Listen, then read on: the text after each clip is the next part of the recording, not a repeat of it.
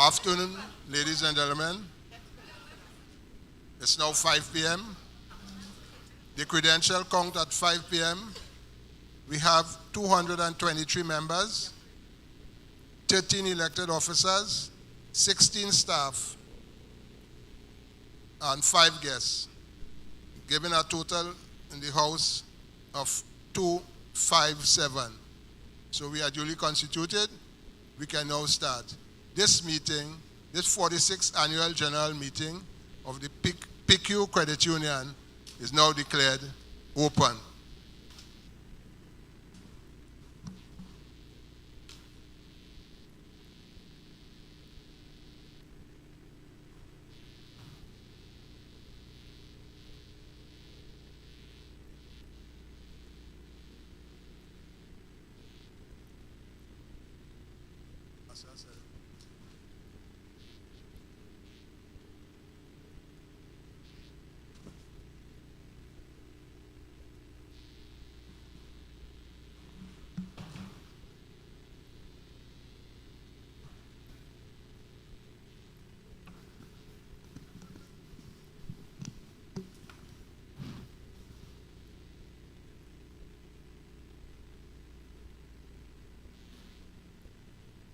Please stand for the plenary national anthem.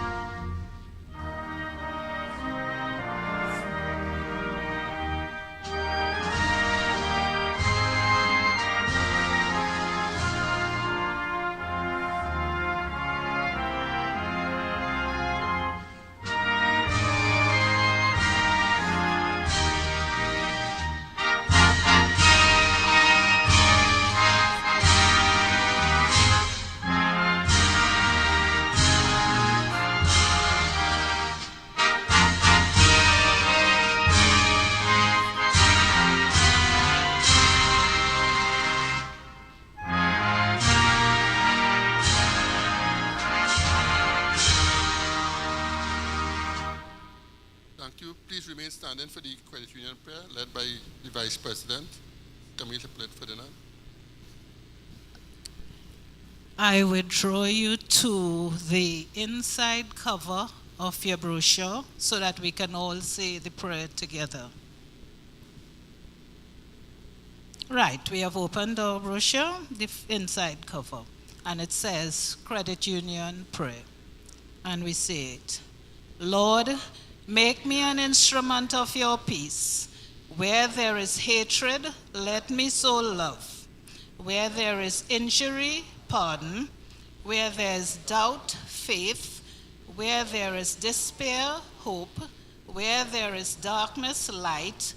And where there is sadness, joy. O divine Master, grant that I may not so much seek to be consoled as to console, to be understood as to understand, to be loved as to love. For it is in giving that we receive, it is in pardoning that we are pardoned, and it is in dying that we are born to eternal life. Amen. Please remain standing for 1 minute silence for the members who have departed over the past year.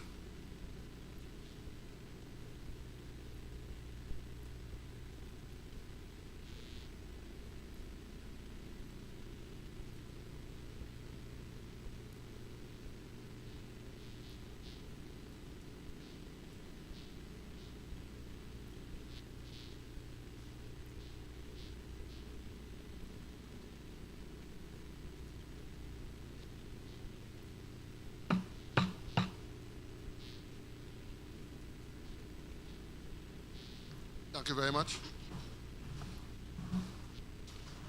I now invite the Secretary, Ms. Kadeen Wright Prescott, to read the notice of the meeting.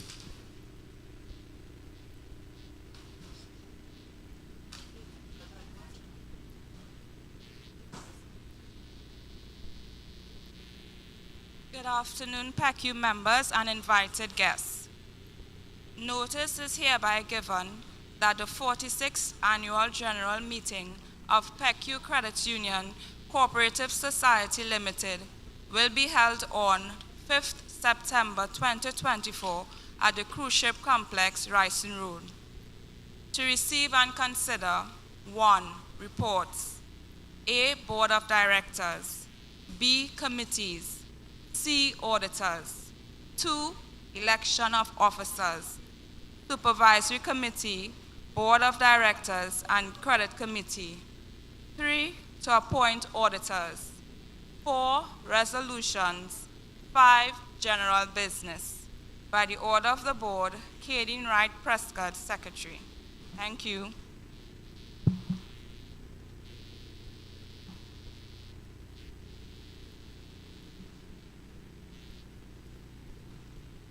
In your brochure, we have voting instruction, page 99.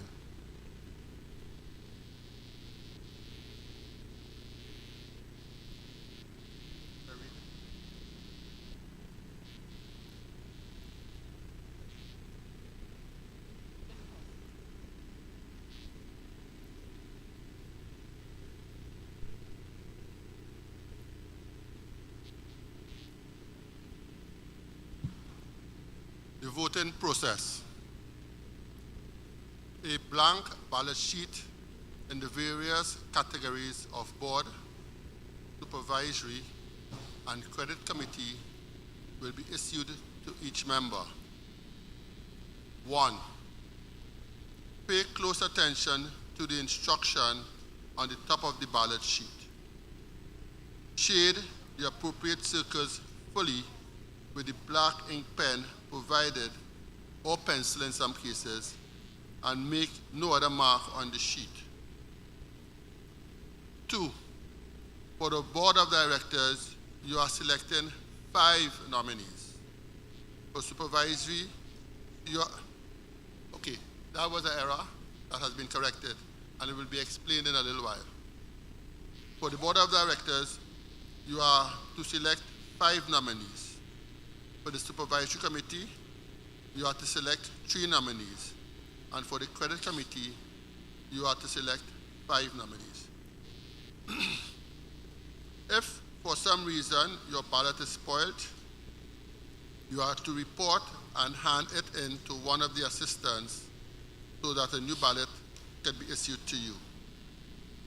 4. The ballots are not to be folded. The reason for 5 nominees on the Board of Directors is due to the fact that one of our directors, Mr. Stephen Frank, recently retired from the board, which means that we have to pick 4 members for the 3-year term and 1 member for Mr. Frank's remaining 2-year term. Hence the reason for the 5 nominees for the board. Thank you very much. Ladies and gentlemen, you have had the brochure in your possession now for a considerable period of time that you should have been able to read the brochure. So at this stage, I will entertain a motion that the brochure be taken as read.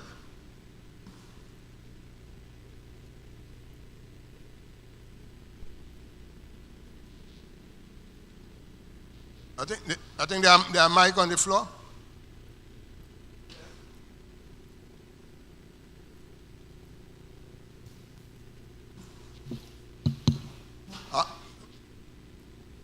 When you're moving the motion, please state your name for the records, please. Good afternoon, all. Newton Baptiste, so move. Do I have a seconder?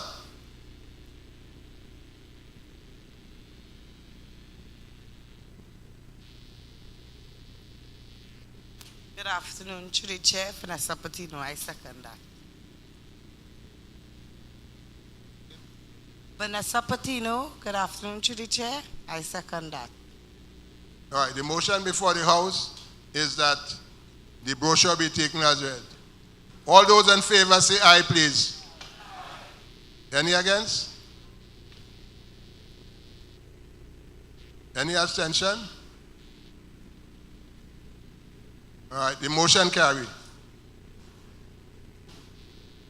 We have the standing orders.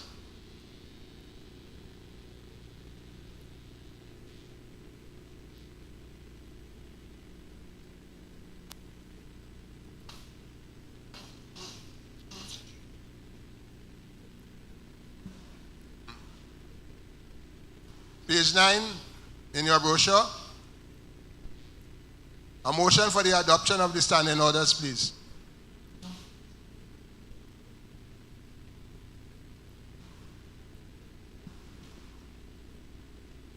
Moved by Oswald Duke.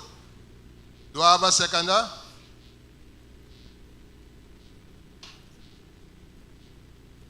Second by Eden Low. Seconded by Sandra Moore Williams.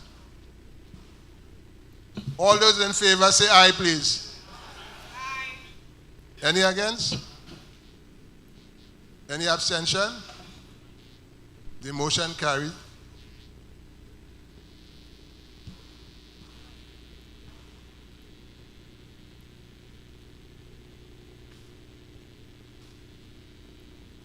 Members, I now invite our President, Mr. Victor Quinton, to give the President's address. For your information, it's on page 10 in your brochure.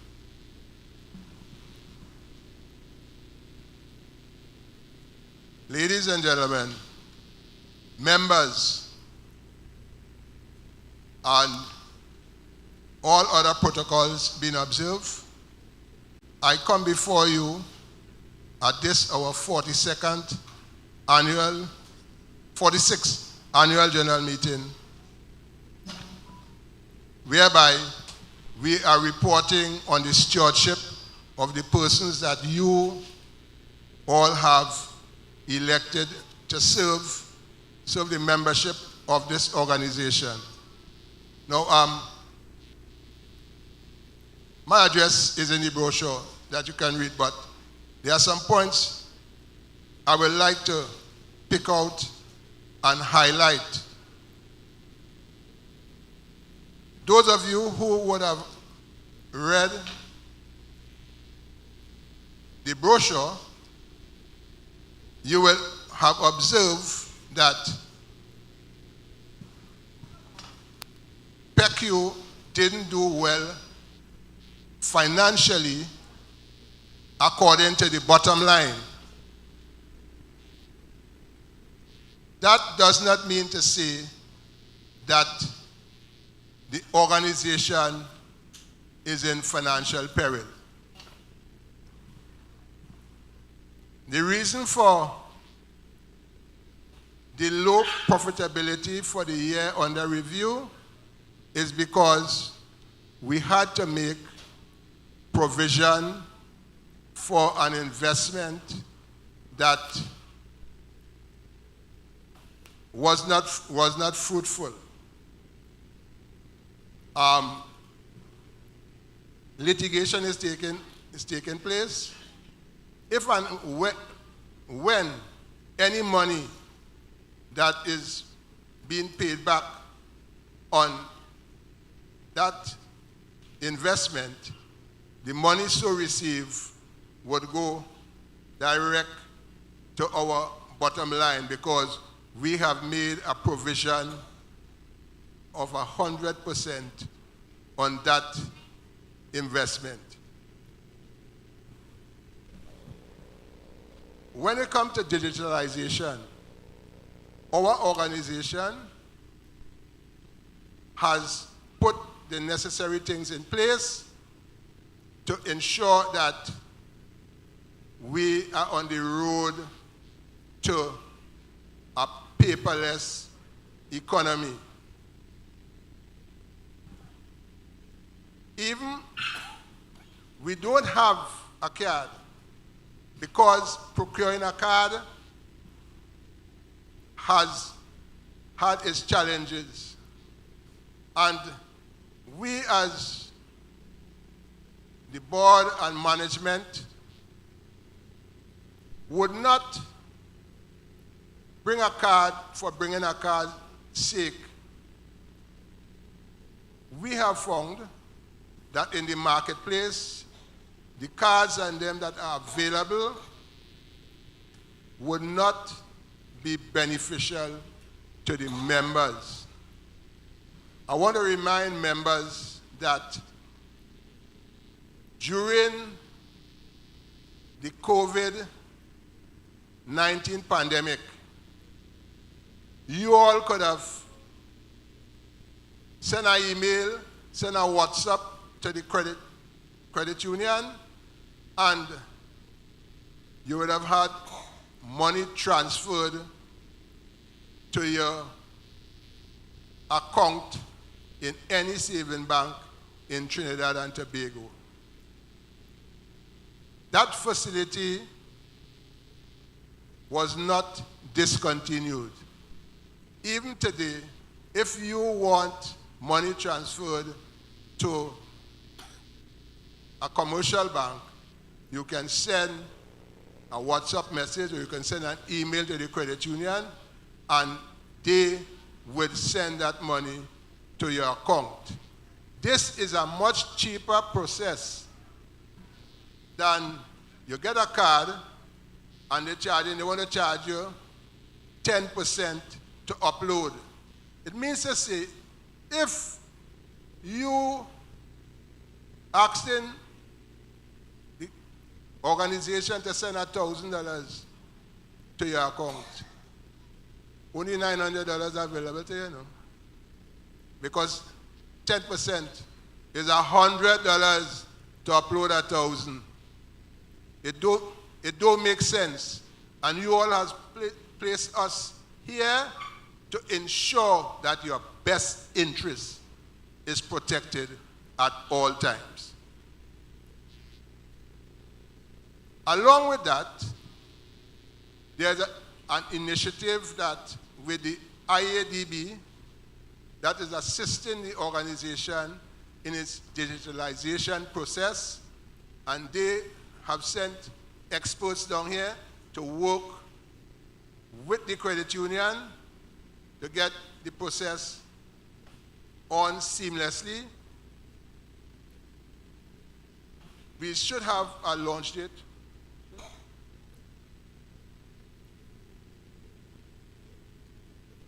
We should have a launch date soon.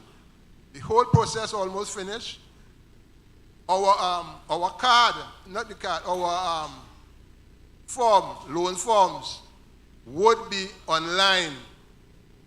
And with that loan form being online, once the necessary documents were received by the credit union, your loans would be processed and money, as I have explained just now, could be transferred to your account in any of the commercial banks. So that we don't have a card, but we are putting things in place to ensure that we have a payment system, and that payment system should be a seamless one.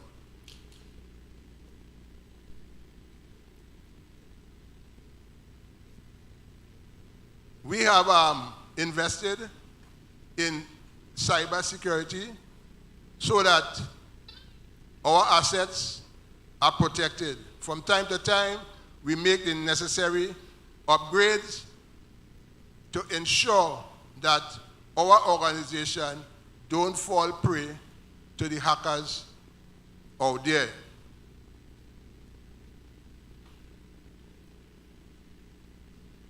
Our overall system is a strong one. Very, very, very strong. And we are a profitable organization. I want to make a plea. Members, the credit union is not just for loans. If you have a project you want to undertake, we should get into the habit of saving towards that project. The original principle of credit unionism is borrowing from oneself. And it was meant to make the poor people an avenue to acquire asset. When you save and you borrow from yourself, you increase your asset base. And we have observed a number of people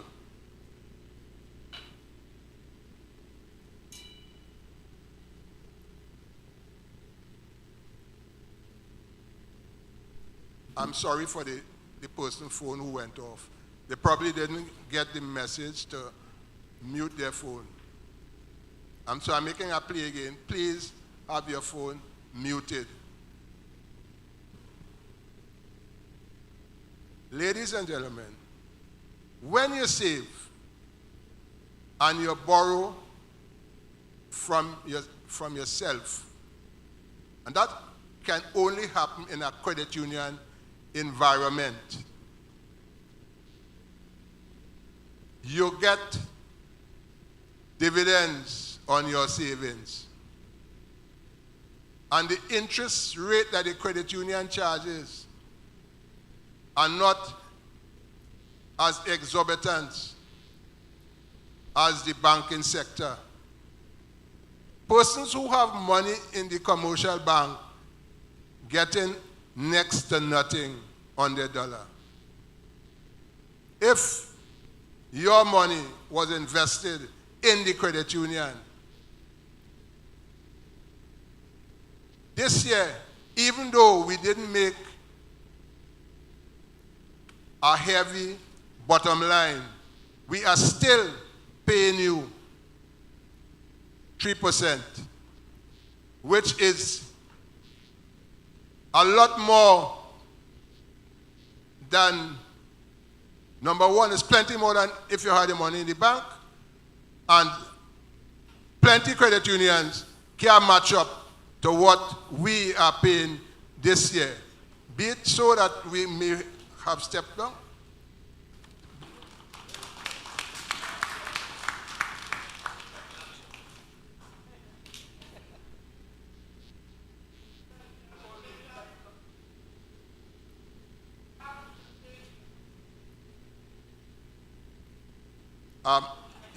Save your questions until I'm finished, please.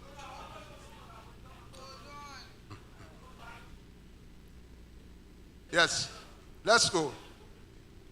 At this point in time, I want to take the opportunity to thank the management, the staff, and all the elected officers for their sterling performance over the period that is under review. They work steadfastly, they work hard, and if you will watch in your brochure, you will see that the number of times that they would have appeared at the credit union to do your bidding. One thing I forgot to mention at the beginning, I apologize on behalf of the elected officers, management, and staff for, number one, the protracted times that we take to bring this AGM. But if you are a praying person, you will understand that man does plan and God does make plans for you, so that it was destined that we have this AGM today. Thank you, members, for coming out, and let's have a productive 46th Annual General Meeting. Thank you.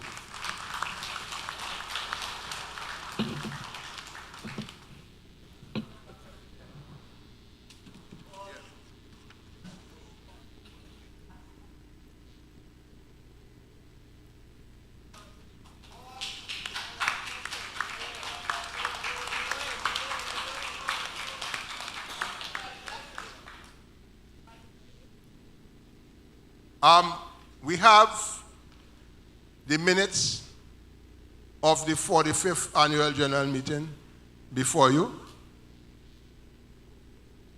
A motion for the acceptance of the minutes, please. State your name. Moved by Ian Henry. Do I have a seconder?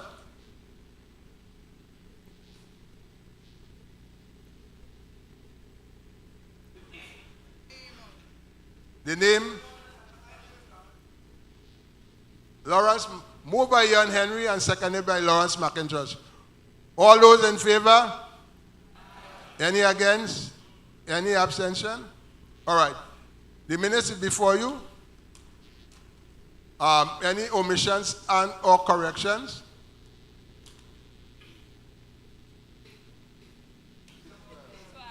Page 12.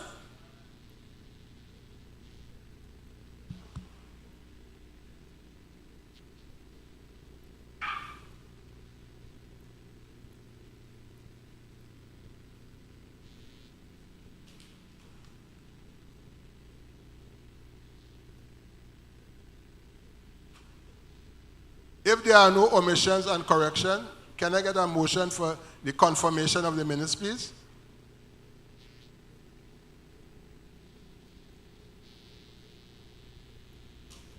So move. Moved by Newton Batiste. Do I have a seconder? Seconded by Oswald Duke.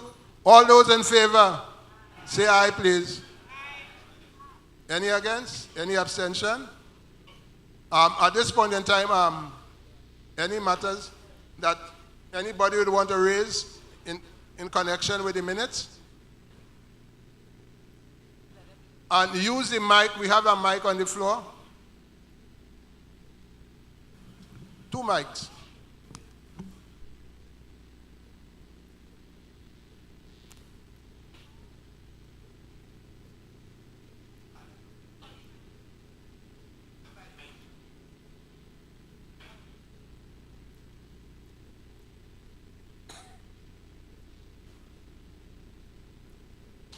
Pleasant good afternoon to each and everyone here. My name is Lawrence McIntosh, and former member for a long time. This minutes is the 44th, the AGM adoption, correction, amendment, confirmation, everything that is happening here for the rest into the new term. So I wish us all the best because the president just had a, hello, I go work with that just, but I want to move everything here. The question was, Mr. President? I said, if you have any matter you want to raise in connection with the minutes. Well, I haven't gone through it, so, but come on. If there's anything that I wanted, just allow me the time to just deal with the matter because I haven't gone through it. Right? So thanks for the opportunity.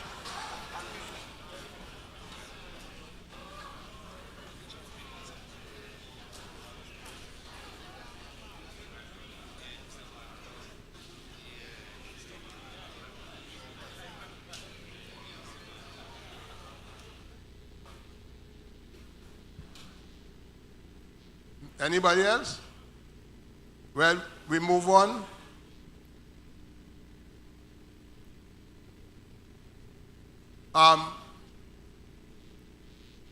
When we are voting on these matters, that is simple voting. The voting process that was announced earlier, that is for the elections. And you all have been doing a good job with the yea and nay. So we can continue. We now move to reports.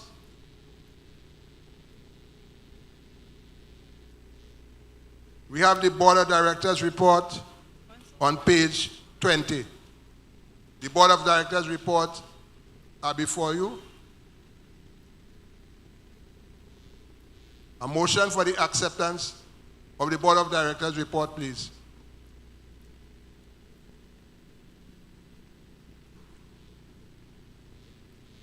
Moved by Stephen Stewart. Do I have a seconder? Alicia Douglas. Alicia Douglas Murray second the motion.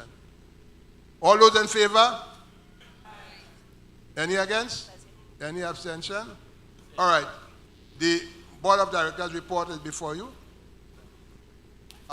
Anybody have any questions on the Board of Directors report? Dear Mr. President, Robert Provoto. The matter with I'm dealing with the membership. Last year we had 335, this year we had 366. Is that what we were aiming to get? New members. Because I'm looking at the membership.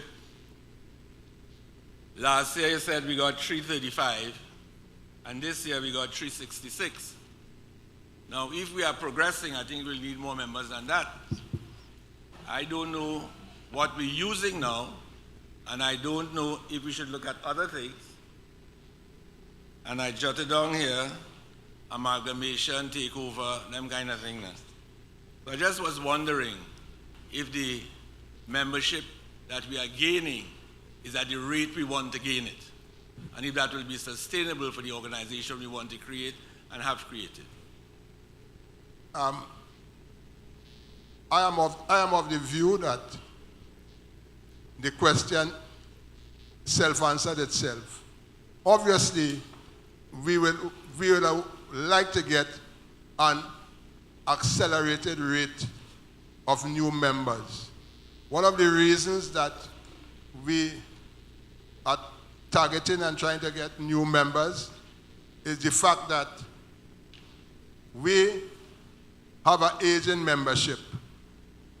And with an aging membership, the premiums that you pay to CUNA would be higher than if you have young members. Now,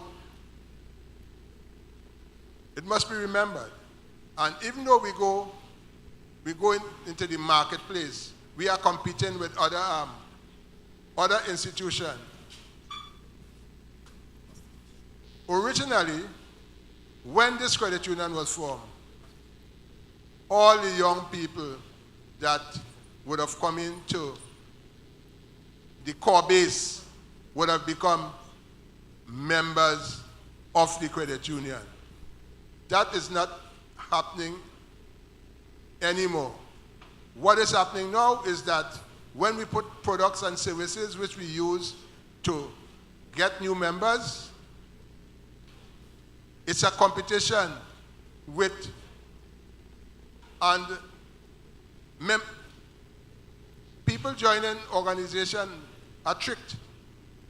When PECU go out in the marketplace, PECU, I must say, I want the truthful. When we sell in a product, we sell it truthfully.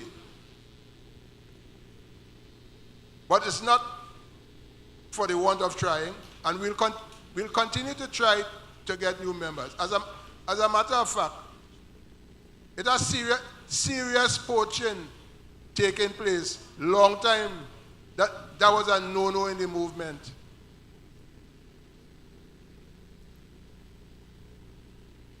Any other question? Mr. Chairman, Andy Ryan, all protocol observed. Mr. Chairman, you now mentioned something about membership and critical and competitiveness and whatnot, and truthfulness, whatever word you just used there. More than 5 years now, I've been putting the suggestion of advertisement. To me, I walk from the trade union to Rice Road, and there isn't a sign saying that the PECU is alive on Rice Road. When you look at how Rice Road has become a hub and a troubling metropolis, in this city and whatnot. And just up there we born, in 1972, 71, we born right there. And there isn't a sign or an advertisement. Well, I suggest that we buy the wall from the Port Authority and adopt the wall and put us some advertisement, unless we are in trade of advertising or whatnot, because we critically need new membership, and advertisement is one of the ways that manufacturers and wholesalers are doing it. I think, apart from digital, visual advertisement is to attract new membership and younger membership, and I find we're lacking in this respect and whatnot. And you must try to look at it sometime in the future. Thank you. Your advice is noted, Thank Mr. you. Ryan.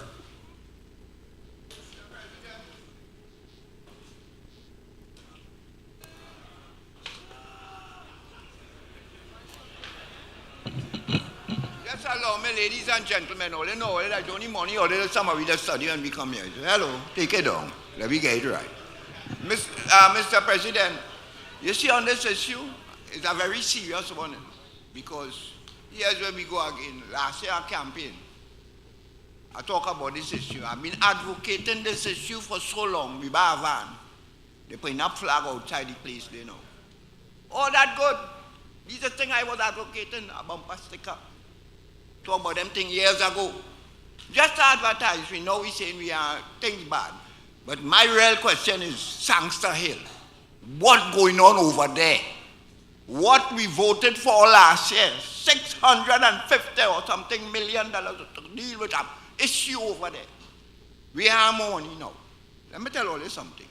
It's like if we're going backward. I just ask myself sometimes, people who look like me, like if it's only backward, we just go when we get money. Like we don't know how to go forward with it. I don't know, excuse me.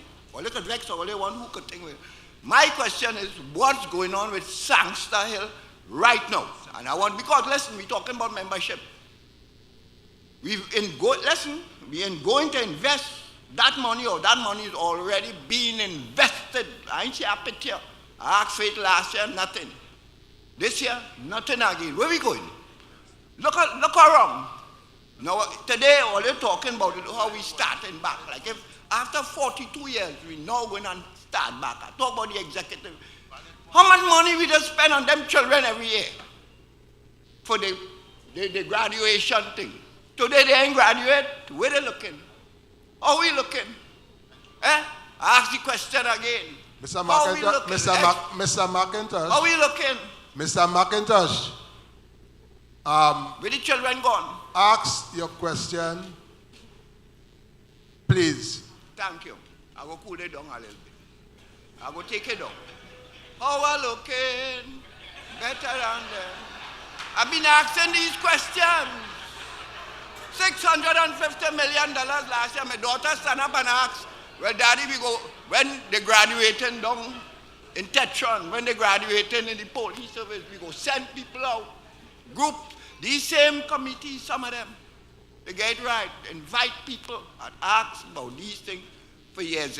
And we still the same place. But anyway, I want to close. Mr. McIntosh, I'll close it now. We just do all of that. When, listen, I have the register, they come out. Listen, let me just remind you, sir. They now 30-something years. They're ready. Who come out from the bank, who you send the credit union pay for, they're in the bank. Who ain't come out from the bank doing other things. They're ready to go on the committee. Hello, hip hip. All we children and them who graduate and looking, it's there they have to go now. They have no other place. Because how far we going with them? I done going down the road too with them. Have a pleasant afternoon.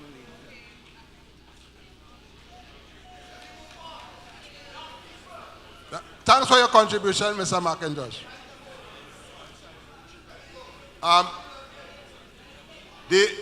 The member asked a question, and I'm going to answer him now.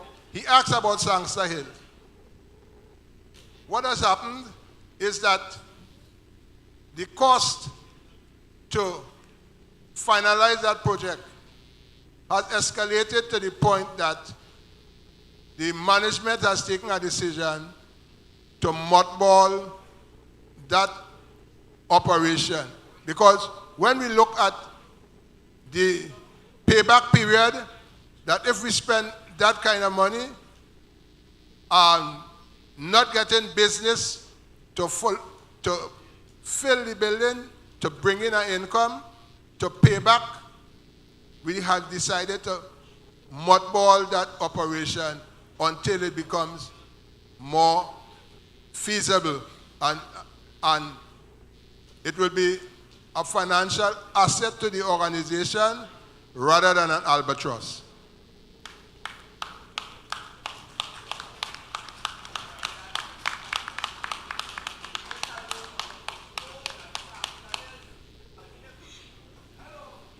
We have Mr. McIntosh.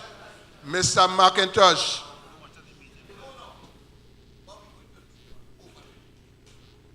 We have the credit committee report before you. Hello. On the director's report. I didn't know we Good evening, everybody. Mr. Chairman, Mr. Quinton. I'm listening. Hi, my name is Michelle Montout. I would have written up a proposal for the credit union which would have aided in membership. Mr. Quinton is one that got a letter first, and then Mr. Carrington. This proposal was made with one of the members of the the loans committee. This was also done in the year 2021 or 2020. Mr. Quinton got a copy. I took time off a few months after he got his copy to give members of the board about 5 or so copies. To date, no one has ever called me, written to me, and also Mr. Carrington got a copy of this proposal. And if this proposal was ever read, thought of a meeting with me and the member from the loans committee, part of this membership that needs to be grown, or you know what I mean, it would have helped solve the membership. But to date, nothing, and no one has ever contacted me. I have one copy. You all could have that copy, and we'll see how interested the membership, members of the board are interested in membership. Ms. Montout? Yes. I have heard you. This organization here is a truthful one. And if you are saying that you never got a correspondence from this organization, somewhere, somehow, the truth is not being fully met. Because this has been the secretary when that correspondence, and I am sure this board took time off to consider your proposal. An organization don't just up and deal with someone like that. People have to, if we had to deal with persons have to have the necessary registration. They have to have all the various aspects, because we have to report to the membership. And when you're attempting to go into a project with anybody, it must be above board. It can't be I say, he say, she say, this one say. it have any documents that come in has to have full legal status. What you send us there, we couldn't consider that. The point is, though. Listen to me, ladies and gentlemen. Listen to me. Listen to me very carefully. It's not up for debate. I am of the view that on this board have reasonable people, and when they see anything that is good and good for the membership, we will bring it towards the membership. Well, at least I could have been given a phone call, sent an email. Miss Montoute, at least let me know. Miss Montoute, this is what you it have was. had your say. Could you please take your seat and let the meeting progress?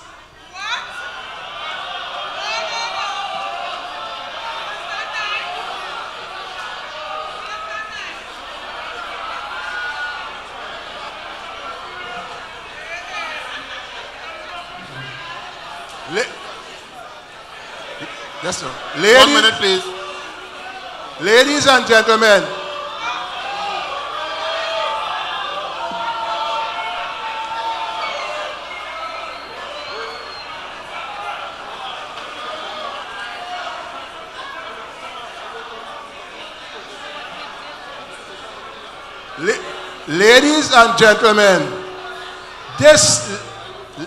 ladies and gentlemen, this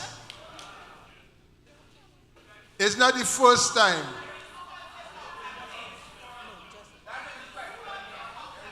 we did respond to the lady. Mr. Carrington?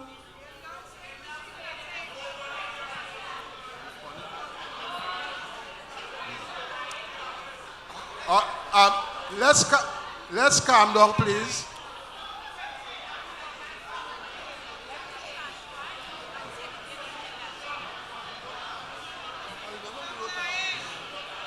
Good afternoon, members. Good afternoon, members. May I ask that you allow the secretary, well, you will know I am Camille Hippolyte Ferdinand, the vice president, and I think I'll take the liberty at this point in time to ask our secretary, who would have the flash drive or the electronic device where we did respond to Ms. Montoute. If you will allow us a few minutes, she will go collect it from her vehicle and give you the information. And do allow me to apologize if All right. Excuse, board, Mr. Chairman. Mr. Chairman, I think you needed, my name is Jeffrey Cooper, by the way. 1 minute, please, Mr. Cooper. 1 second, please. I have a public service announcement. The driver of PCE 6997. You need to move your car, you're blocking somebody. PCE 6997. Please remove your vehicle.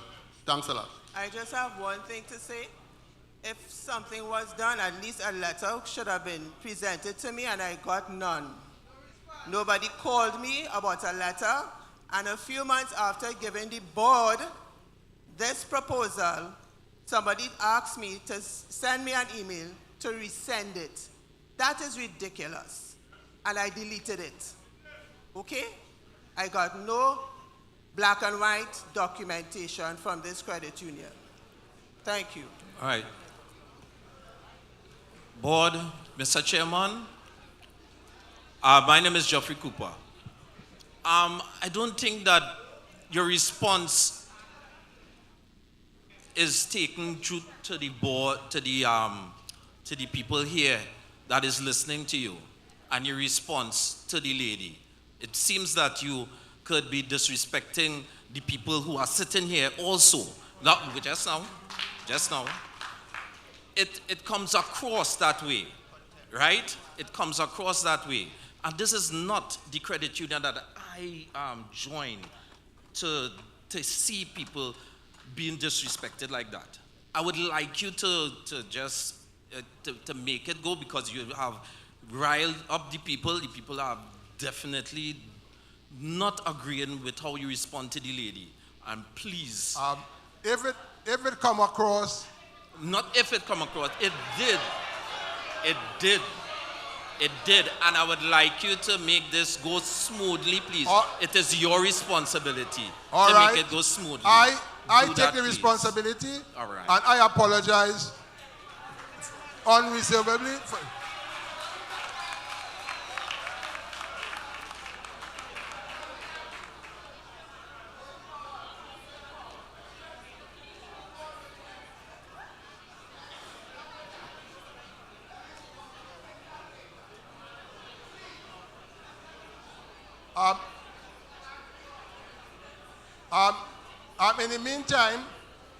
In the meantime, as a result of time, could we go to the next item, and when the secretary come back with the correspondent, we will present it to the House. Do I have the House concurrence on that? I would like to hear a resounding concurrence.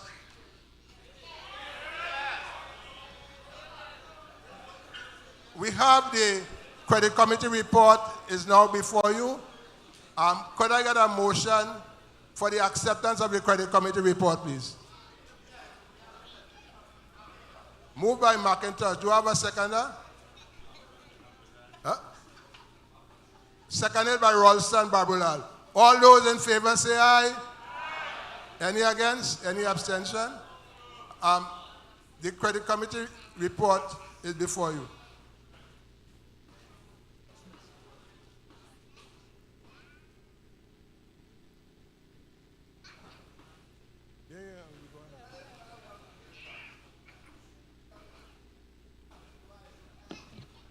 Mr. Chairman, Robert Provoto.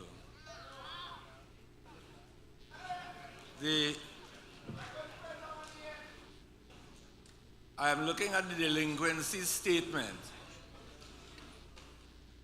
but I'm tying it in with something in the financial statement. Will you allow me?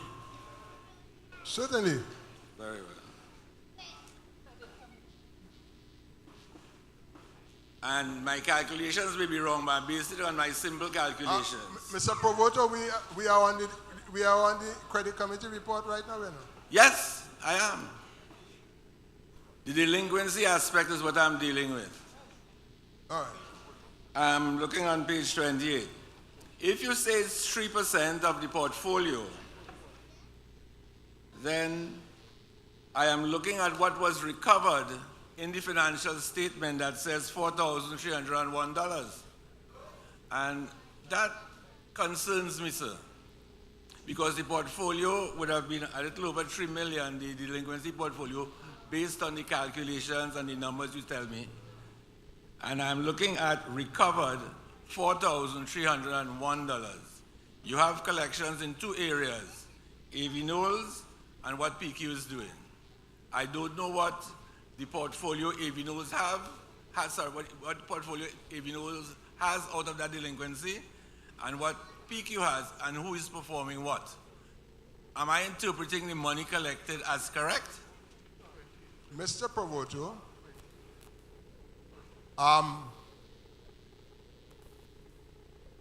the AV Knowles is a new addition. You is one who would have had the experience and know how monies have to be collected from delinquent members. We don't have a facility like a bank that we could levy on a delinquent member.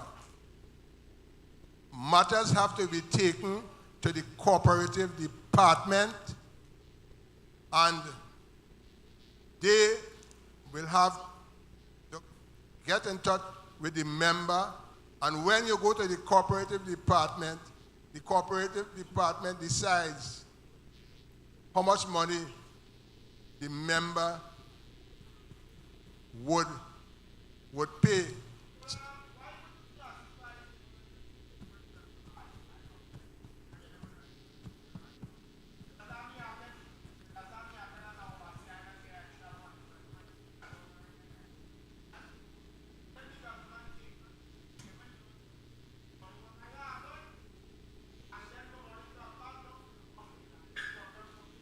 Would I talk?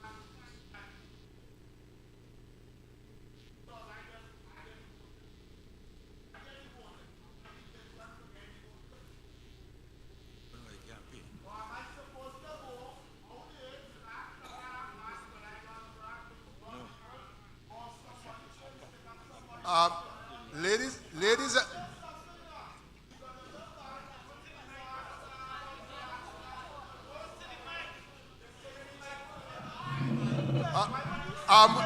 we don't know who is speaking.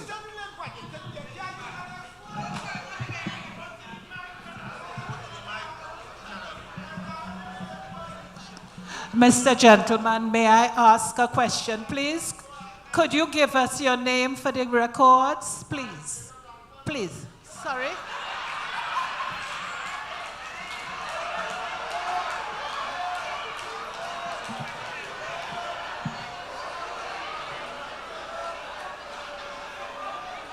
It is unfortunate. It is unfortunate.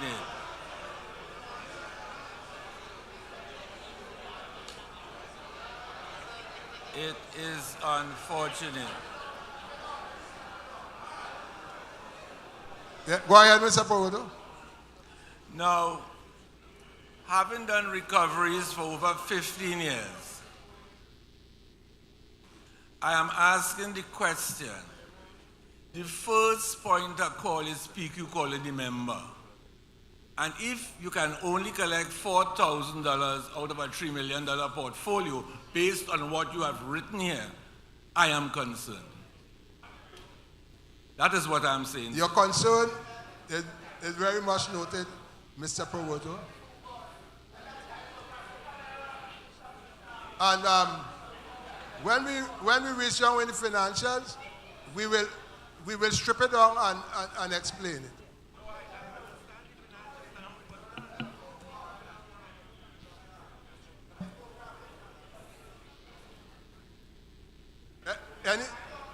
Any other questions on the credit committee report?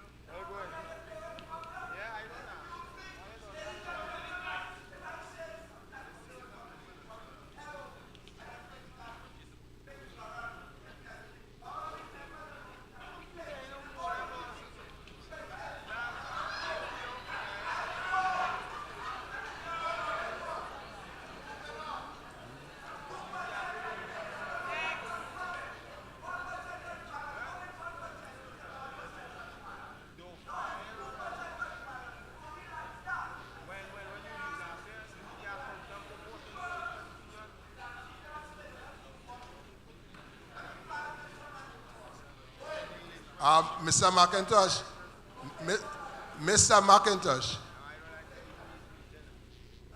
we have no loan that is 2%.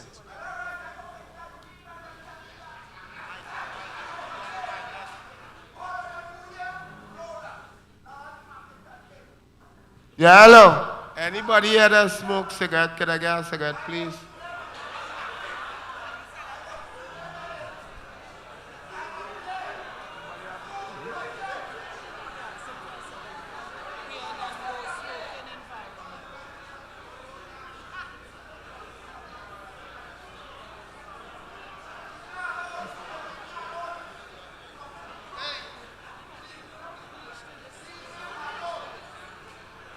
Mr. Chairman, I would like to bring us to the attention of the standing orders, sir. Standing orders. They say, I put it in my own words. If you have a question to raise or a motion to make, come to the mic and make your motion. I'm not seeing that happening, sir. I'm disappointed in that. Members, come on.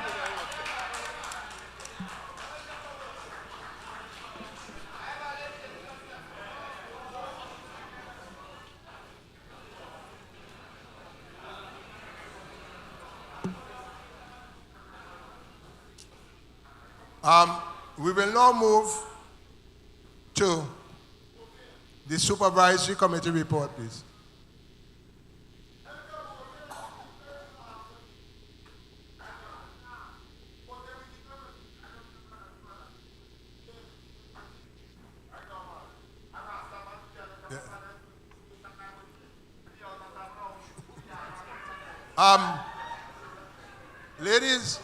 Ladies and gentlemen, this is your meeting. This is how you wanted your meeting to deteriorate? A motion for the acceptance of the Supervisory Committee report, please.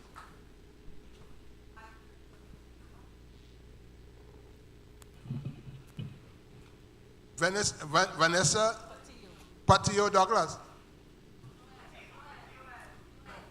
Vanessa Noel. Do you have a seconder, please? I no second the acceptance of the meeting. Seconded by Denisa Smith. All those in favor? Any against? Any abstention? All right. Any questions on the Supervisory Committee report? If there are no questions in the Supervisory Committee report, we move on to the next report.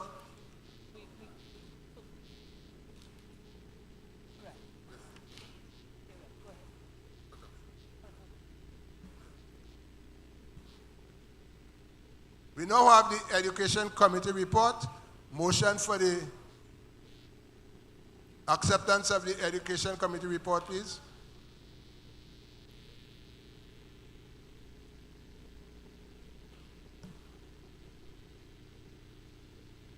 Education Committee report. Moved by Stephen Stewart. Seconded by Oswald Duke. All those in favor say aye, please. Any against? Any abstention? All right. Any questions for Stephen Stewart on the supervisory report? I have a question for Mr. Stewart. Sorry. Mr. Stewart, can you guys shed some light? I see you all had these sea bursaries and stuff like that. But can you shed some light with regards to master's degrees programs and stuff like that? Are we going to be seeing inclusion of those types of bursaries taking place in the next academic or next financial year that we're approaching here? Because getting master's degrees is expensive, right? I'm only seeing that we stop at the C there, right? So can someone shed some light on like the master's degrees programs, all of these programs that cost money? Are we looking into getting these things started for the members? The organization had only considered a bursary for the C people. Other than that,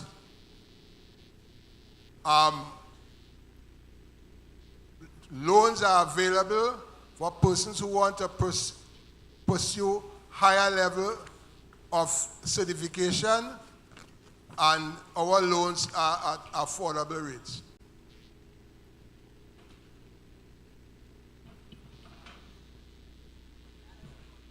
Mr. Chairman, he didn't know yet. I was going through the Educational Committee report. He didn't know yet. I was going through the Educational Committee report.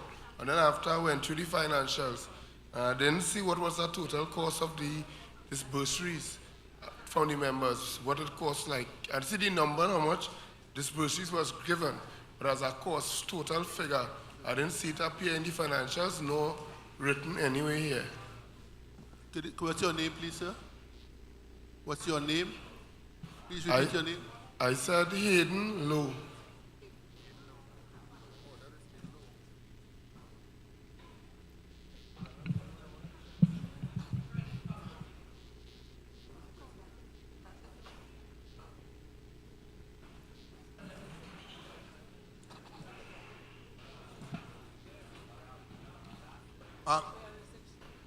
Dale.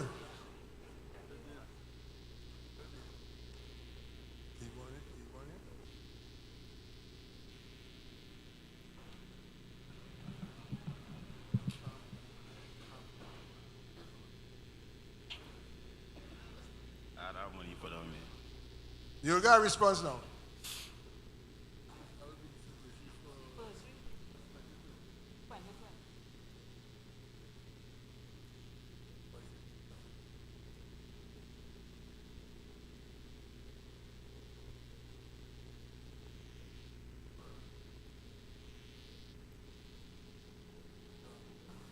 That might be bulk on that education expense.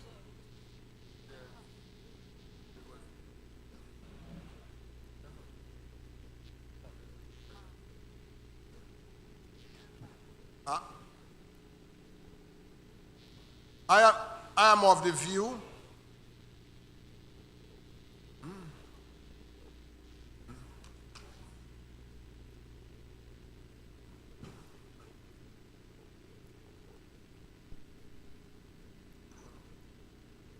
many notes.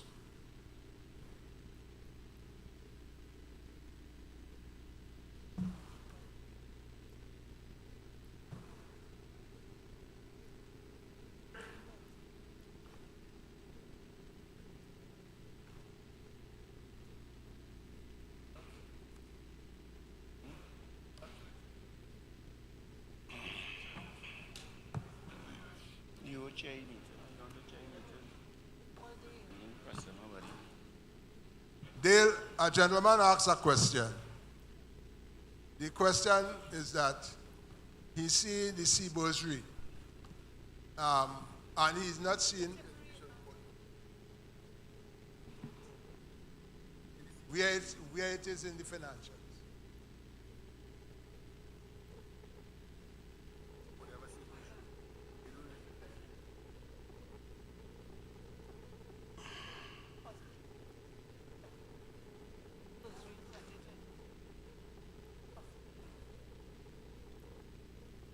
Yeah, but he wants figure.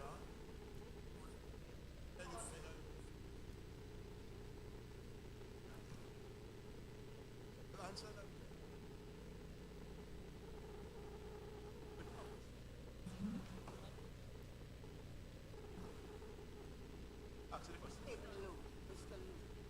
Hi, good day, sir. Dale Carrington, the manager of the credit union. That expenditure wouldn't be shown as a separate line item in our financials. It will be expenditure under administration expenses, but it wouldn't see it as a separate item because it's a small item. Use the mic, so everybody can hear. So we all can hear. All right. Well, we're checking back, right? Because this is our financial report for the last year. So if it is not here, can you say it was 500 a child multiplied by 39 bursaries? And if possible, for the next year coming, at the end of the report, you put it cost X, Y, by Z.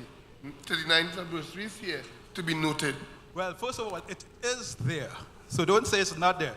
It's in the financials, but it wouldn't be a separate line item. So for instance, if we have something like let's say administrative costs or salaries, it wouldn't have everybody's salary individually. It would have one lump sum cost, right? If you want to get a further explanation, we could give you, come to the office and we could talk to you. Or you want to see the figure in the education committee report? Sir, oh, well, I was outside, so I didn't. All right. So it's noted. So the education, we'll refer to the education committee and they would make a more detailed report for the next financial period. All right. I personally just came here and just wanted to see a figure, right? But you cannot beat me around the bush now and wake me up, right? I am still asking a simple question. I know it's accumulated in the expenses. I ask, is it 500 a child multiplied by 39? Because if you did the report just less than a year, you must be able to say how much you gave a child. And I'm just saying, for the next report, it must be under here that we gave off 10,000, we gave off 5,000. But now you have me frightened because you can't even tell me if it's 500 I try and multiply by 39, or if it's $1 I try and multiply by 39. So you make me have to ask more questions than the initial question I asked. Because I didn't intend to go so deep initially. But now you respond. I don't know if anybody here share the same sentiment. It starts to shake the boat a little bit.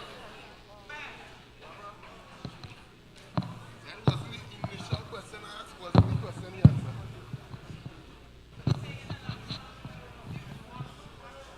He said mix up the expenses, but I never asked. I just asked. Because if this you know it's $5 by $1, you know it's $5 silver $5.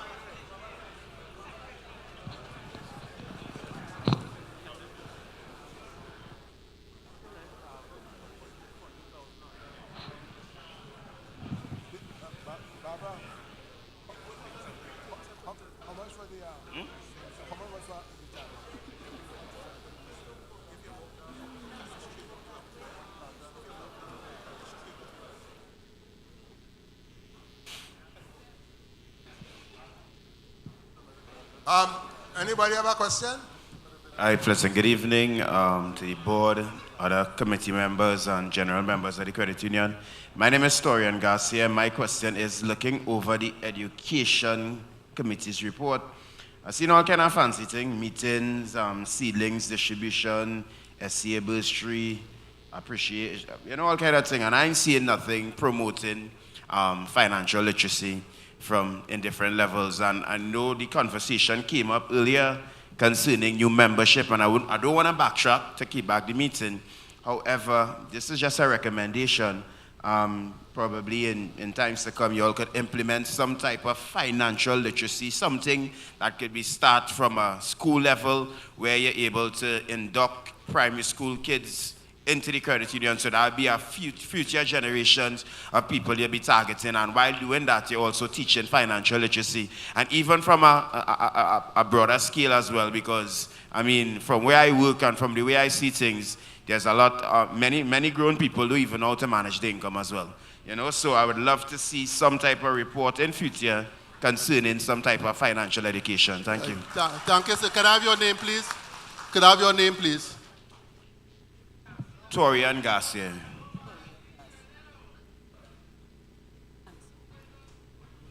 Mr. Garcia, to answer your question, I am the board member of the Education Committee. Over the last few years, we had COVID and it was a challenge. But the plan is for this coming financial year to include some of these initiatives, such as you said, and also in things like will writing and that preparing a will, preparing for retirement. So most likely we will start to embark on these programs and resume them during this financial year. But thanks very much for your notice.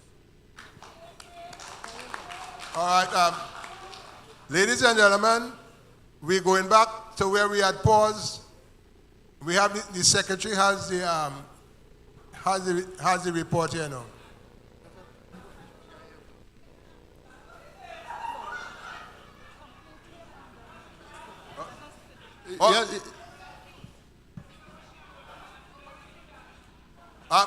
You had a question?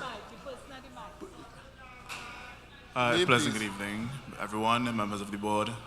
To further on the question that was being raised. Could you get your name, please? Name and the question, please. Hi, pleasant good evening. My name is Shilon St. Louis.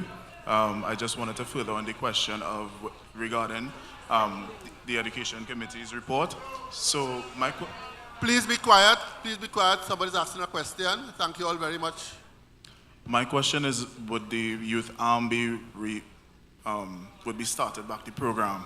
Because I could speak in terms of regarding that, because I was a part of the youth arm when I was much younger, and also I believe it's important to start back the program, and also to further on financial literacy. It is very important because, again, not many of us know how to properly manage our own finances. So it's really important to focus on educating the younger generation on financial literacy, and that way we will be able to further get younger people to be more involved. And if they're, I'm not sure if this is something that you all do, but allowing somebody, if the program is to start back, to allow the people of the young people of the program to also assist with attending to schools and focusing on educating these young people on financial literacy and what PECU is all about, and to also create other avenues where for also job employment for when students leave school, and also to further on the question that was asked earlier on regarding assisting with individuals who are furthering their education for tertiary level education and stuff like that. Yeah. Mr. St. Louis, thanks very much. Mr. St. Louis is a proud member of one of our youth programs.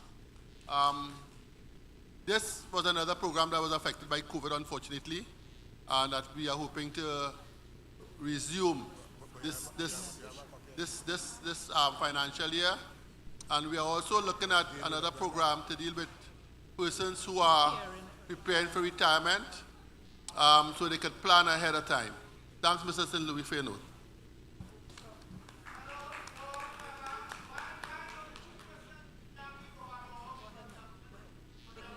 Yes, Mr. President, good afternoon again. Mr. McIntosh. On this issue. One minute, Mr. McIntosh, 1 minute, please.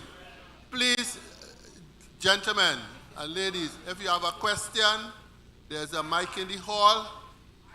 Please do not disturb the meeting from the back of the room. I'll appreciate it very much. Thank you.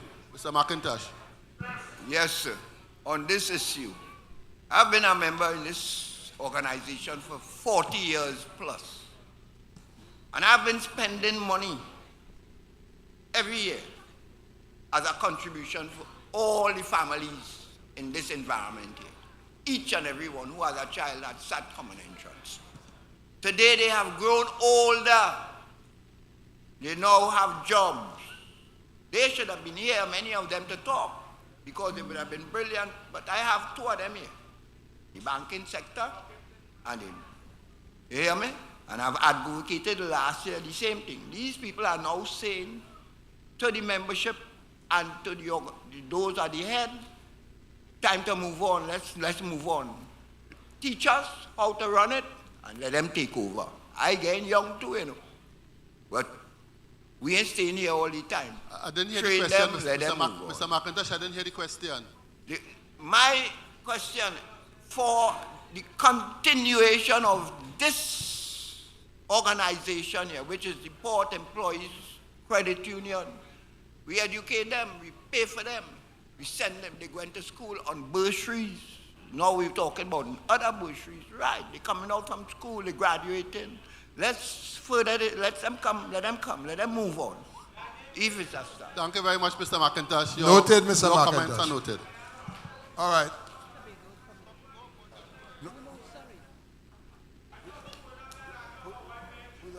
Gentlemen, please. We have somebody at the mic.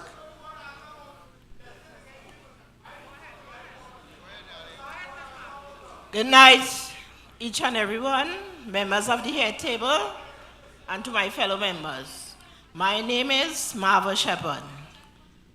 I have some concerns. Well, one, my brother here spoke about it, was concerning the youth arm of the credit union to bring it back. The other thing I would like my other concern is about bringing back the tea and the coffee to the credit union, please. Thank you. Noted. The other thing is, what programs do you all have in place for your members and for young people? Most credit unions have classes like sewing and soap making and candle making and dance classes. What do we have in our credit union for our members? The other thing I want to find out is this. Do you all have training for your staff? I have a serious problem with that. Because it hasn't affected me, because everybody know my mouth hot. But I have heard people complaining about the treatment they get from your staff when they come to the credit union. And I would like you all to look into that, please. Because if we are talking about getting members to build our credit union, it starts from the head. And the head is your division. And without us, there's no credit union. And if you treat us bad, what is going to happen to the credit union? So I am imploring that you all could do something, please, especially with the young staff you all are taking over now. Please, I am asking. Your concerns are noted, and we do have staff training. Every year we train staff. The other thing I want to find out is this. Now, we have AGM every year. Some members are unable to come because of medical illness. What do you all have in place for members who are really medically unfit to come but would like to come? Because I called today to find out if you all were having this online so that people who are sick couldn't come. What do you all have in place to say that I cannot come because I'm in the hospital or I might be bedridden? What could you all do for people like these who are unable to attend these meetings? Ma'am, the 2 years that we had online AGM was the 2 best years. And we would have loved to continue having the AGM online. The powers that be has advised us that that has to be discontinued. Okay, my next question is this. If this would be discontinued, right, what benefit can the people who are really unable to come would benefit from this AGM here today? Can you say, please? They cannot attend. Would they be afforded what is being given out today? Whether it be an umbrella, whether it be money or whatever, as how they cannot attend today. What would be afforded to them?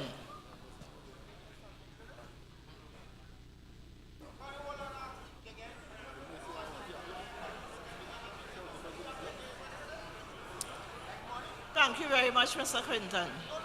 All right.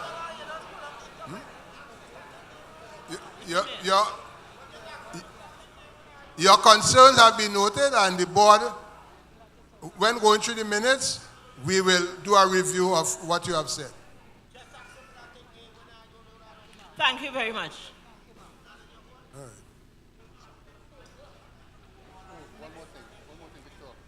All right. Ms. Shepherd, with respect to the classes, we did run classes. Unfortunately, that was one of the things that COVID affected. We had sewing classes and different type of classes before the COVID. And those are the things we are trying to start back up in the next financial year as well. Mr. Batiste, with all respect, I personally sent in a letter to you all making a request to come and teach. I never got a reply. Well, yeah, and everything you all asked me to put in that letter, I did. I have never gotten a reply. And this is more than 2 years now. Well, thank you. Ms. Shepherd, 2 years ago was COVID. But here what to do, send it for me, and I will respond to you personally. Yeah, well, hello, right?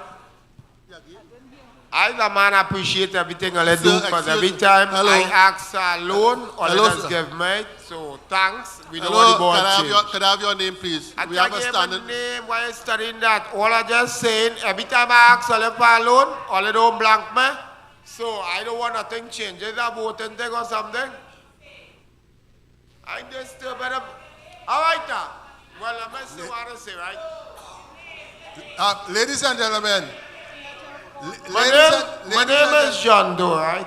Normal. John Doe, right? That is my name, right? That is my name. Could we talk, but that is my name.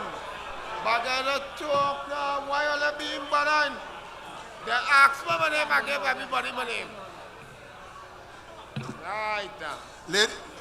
Can I ask something? Just now. I thought that meeting. Can I ask something? Ladies and gentlemen, It's not freedom of speech. Can I ask something? when you all clap, the performance will continue. Can I ask you something? Let's get serious, please. Well, we're serious here now, right? Can I ask you something? Huh? Huh? My name is John Doe, and alright, my name is Wadiki Williams, right? Bam, Wadiki Williams is my name, right? I have 2 pieces of land in the North Coast, one in Lafayette and Mr. one in Gentleman, Ringgold. sir. I just asked you. Mr. Gentleman, you so asked my name, I asked Mr. you Gentleman, so something. pause. Mr. Gentleman, pause, please. Alright, I pause. Your matter that you're raising, that's a matter for the office. You'll be advised at the office. Could you come to the office tomorrow, please, God? Yeah, yes, brother, but what I said, right? Thanks. I'm meeting the whole board here. Why is not that? And you're in loss, it's land and very expensive. So God Jimmy about all of them on my land. I have 2 pieces of land in the North Coast, one in Lafayette and one in Rincon. I need a little help from all it to build it up and I'll make a black man and a builder. I Bob the builder, everybody know that. So I don't need to hire nobody to build my house. Noted, and come to the office. God, I just need a little material to think and I can rent out my place up there. Mr. Williams, Mr. Williams, we have a process. If you need to buy a piece of land or develop a piece of land, you have to go to the office and make a loan application and go to the credit committee. That is the process. Come tomorrow to the office and we will deal with it then. This is really not all right, the I forum. Thank you apologize. very much. Right? I hear everything you say, but the land is mine and I max out that loan process. Why you like it on so? All the Bex on land. All the Bex on land. Why you telling me about all the Bex? All the live in a bedroom, but all the man don't tell me how to talk. I want to build thing and thing. I talk and I want all Mr. Williams, thank you very much.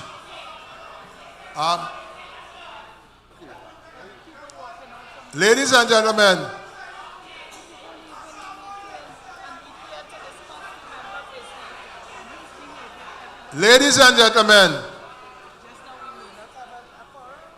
we have the response to Ms. Montoot. The secretary has it. The secretary will read now.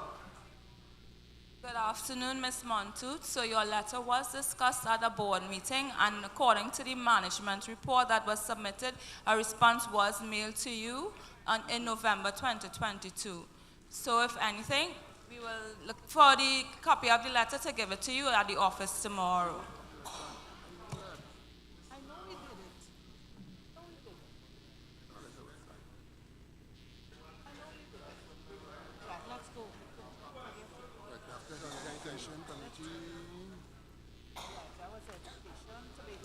We have the Tobago Steering Committee report is before you. Motion for the acceptance, please.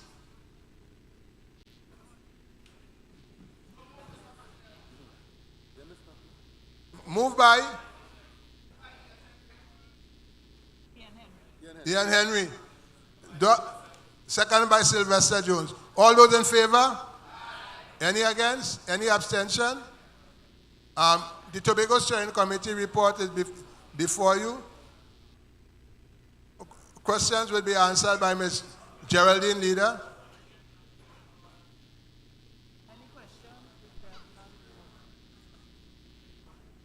Any questions? If there be none, we move on. We have the auditor's report. Is the representative for the auditors here?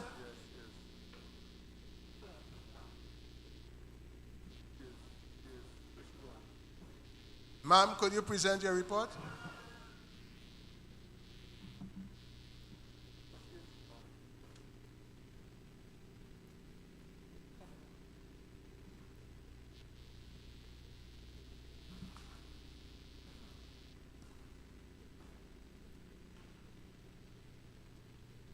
Good evening, everyone. Good evening to the board, members of the committee, members, and invited guests.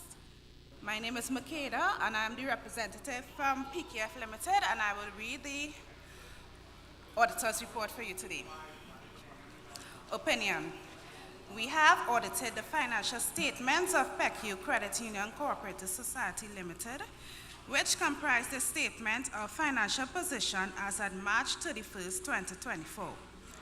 The statements of comprehensive income, changes in members' equity and cash flows for the year then ended, and notes to the financial statements including a summary of material accounting policies.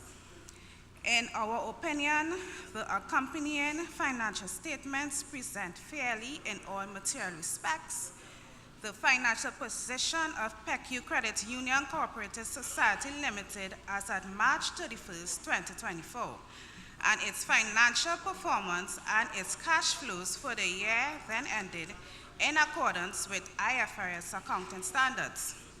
Basis for opinion. We conducted our audit in accordance with international standards on auditing, ISAs. Our responsibilities under those standards are further described in the auditor's responsibility for the audit of the financial statement section of our report. We are independent of PECU Credit Union Corporate Society Limited in accordance with the International Ethics Standards Board for Accountants Code of Ethics for Professional Accountants, IESBA Code, and we have fulfilled our other ethical responsibility in accordance with the IESBA Code. We believe that the audit evidence we have obtained is sufficient and appropriate to provide a basis for our opinion. This report was completed and signed on 26th of July 2024 by PKF. Thank you very much. Thank you, ma'am, for your... Are there any questions for the auditor?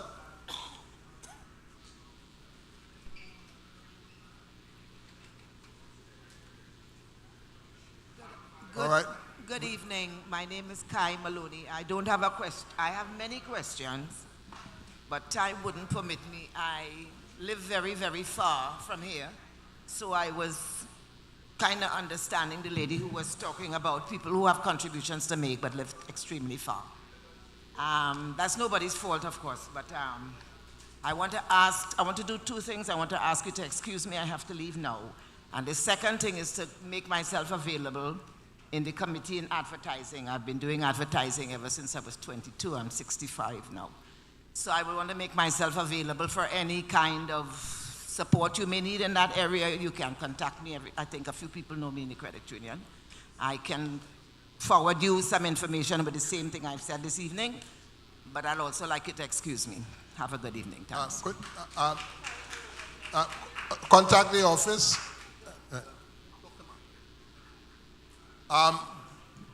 Ladies and gentlemen, the financials. A motion for the acceptance of the financial, please. Moved by Camille Hippolyte Ferdinand. Do I have a seconder? Seconded by Anthony Joseph. All those in favor? Any against? Any abstention? All right. The financials is before you. This is the heartbeat of the organization.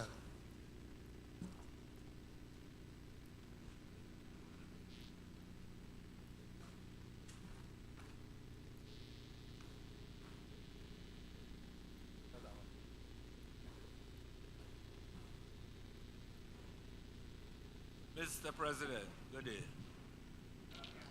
Robert Provoto. You said in your opening speech that matters were being litigated. Does that prevent us from having a discussion?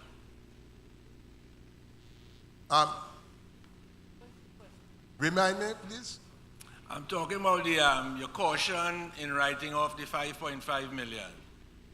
Is it, do we discuss it, or because it's under litigation, we can't discuss it now? That matter is under litigation. So we can't discuss it now? It's a sub judice, yes. Thank you, sir. You can ask a question, but if it's sub judice, I cannot ask the question. Thank you, sir. Right.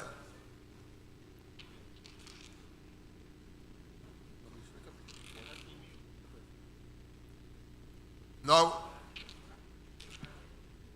since it's a financial statement, I want to get a motion for the confirmation of the auditor's report and the financial statement.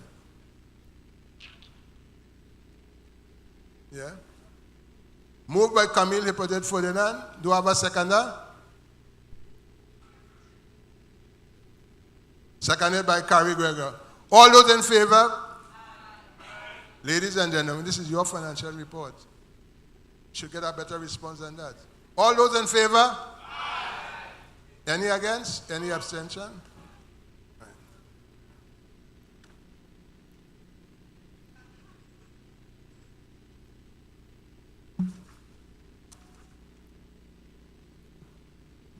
We have the nomination report.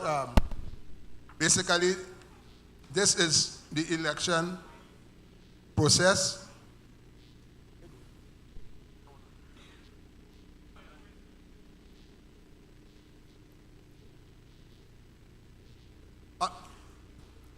As was announced earlier, for the board of directors, you are voting for 5 persons. If you vote for more than 5, your ballot would be a spoiled ballot. For the credit committee, you're voting for 5 persons. If you vote for more than 5, your ballot will be a spoiled one. And similarly goes for the supervisory committee. You can vote for less. If you vote for less, your ballot is not spoiled. But you cannot exceed the amount that you could vote for. Good afternoon, Mr. President. I am Michael Pierre, hailing from Caranage. In respect to the officers and board of members, I want to know if all you do have enough chairs for the board of members. Because due to the fact you have Junior Buttis sit down in the audience like a member, you understand? You have Mr. Sylvester Jones in an African gown. I don't know if all you do have blazers for him. So if you don't have blazers for him, I guess you will have no extra members. Then you have Mr. Henry on the side there. So something about the ship having pothole now. And you see where we is in the cruise ship. So that's sending a signal. Thanks for your observation. Well noted. And we will ensure that action is taken. Yeah, because and I want the members give me 1 little vote. Captain, the ship head, what should we do? Stay on board or? Wait, and there was a put up production. All right, I'll go on with that. But we have some good members there.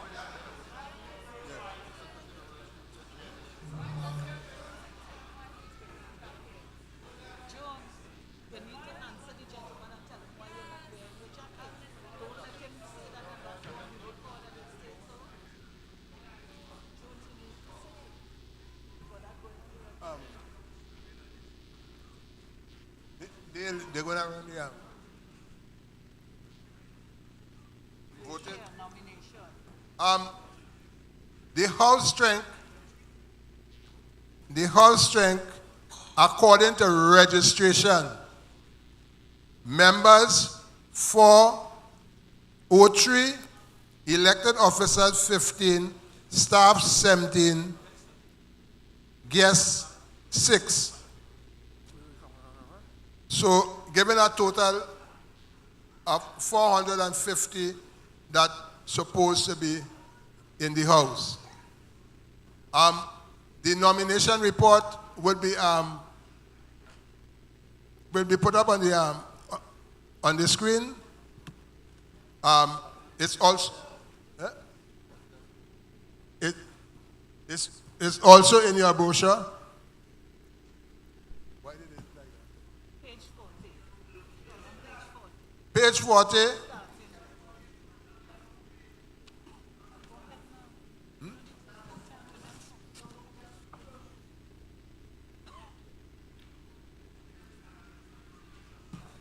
All right. For persons who are offering themselves, could you all line in front?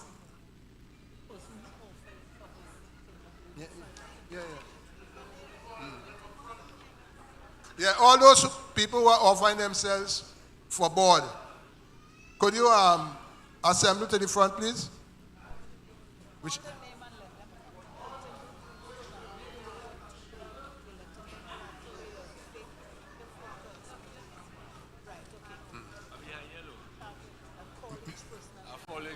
members of the board offering themselves. Camille Hippolyte Ferdinand.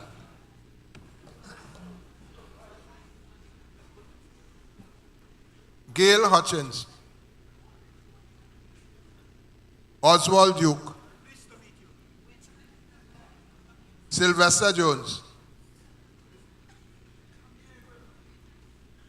Vilma Lewis. Coburn. Geraldine McClatchy, leader.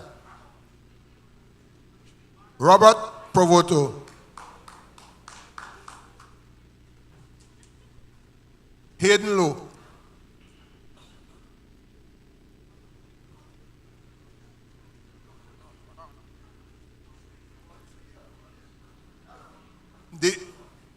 Their bios are in the brochure.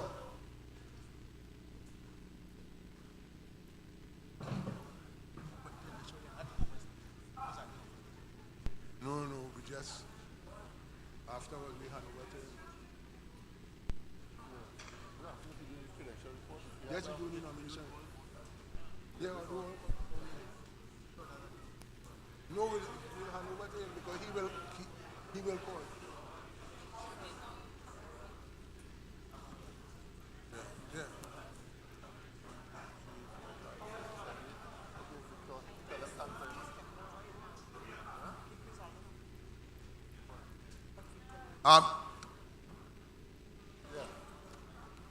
Marlon, stand by to take over after we present.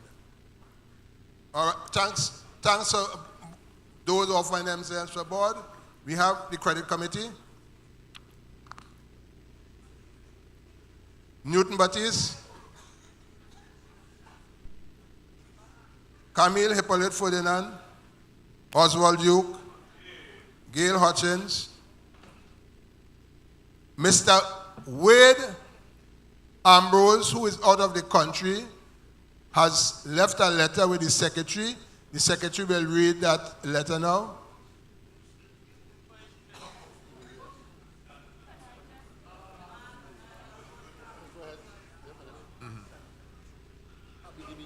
We have Abedemis Menkara, Sylvester Jones, and Carrie Gregoire.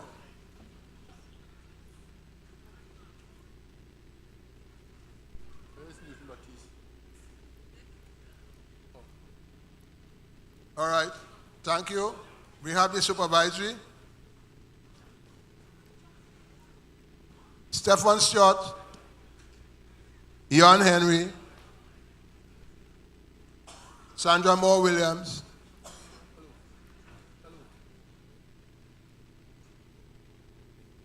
Melissa Edwards, Nigel Punnett, and Algia Bernadette.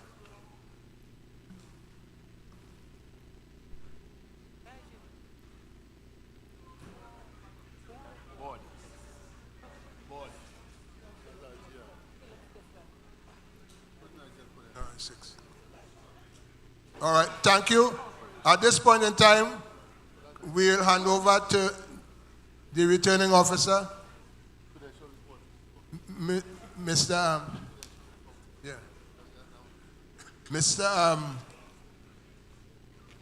Marlon Charles.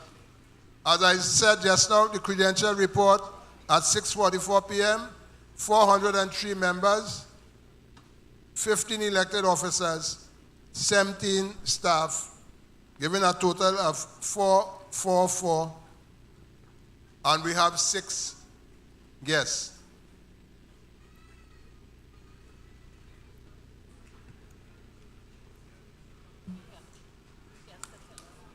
To the PECU family, a pleasant good evening. Good evening.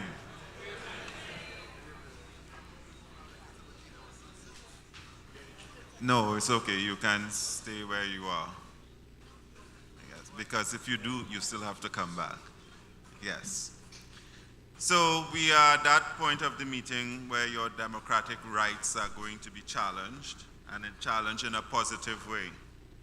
So I am Marlon Charles, your returning officer, and the first thing I would like to do is to declare registration closed.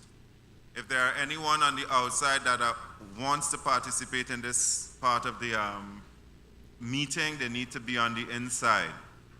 And for those that are on the inside, you are not supposed to leave once it starts. I know some people get a little concerned where that is concerned, but that's the process. If you want to participate, once you are on the inside, the only time you can leave is after the process is done. Yes? I cannot tell you how long the process is going to be. It is dependent upon how you all do, when the ballot is shared, you did the voting and stuff like that. So once you have done the voting, you can then leave, because then they will take it from you. But in the process, the doors are supposed to be closed. And that's why I'm saying if they are on the outside, they need to come in, and if you are on the inside, you need to stay in. The persons that are on my left are the persons who are going to facilitate the process this afternoon. So these are the persons that you will call upon. These are the persons that will be providing the ballots. So any issues that you have, if you spoil a ballot, if you think you made an error, you want something changed, these are the persons in black and white. Okay?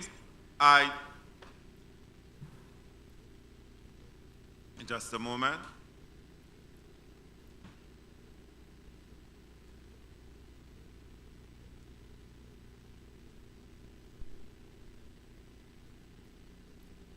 So Mr. Clinton would have helped me out a little bit by calling the persons who are eligible for this part of the process. The nominating committee report has so provided sufficient persons for your process to have your elected members and your substitutes. It was explained twice already that for the board of directors, instead of 4 persons, you will be allowed to vote for 5 because of the retirement of Mr. Frank. And the person who comes 5th in the process will be the person who will be serving the continuation or the 2 years that Mr. Frank did not because of his retirement. Is that understood?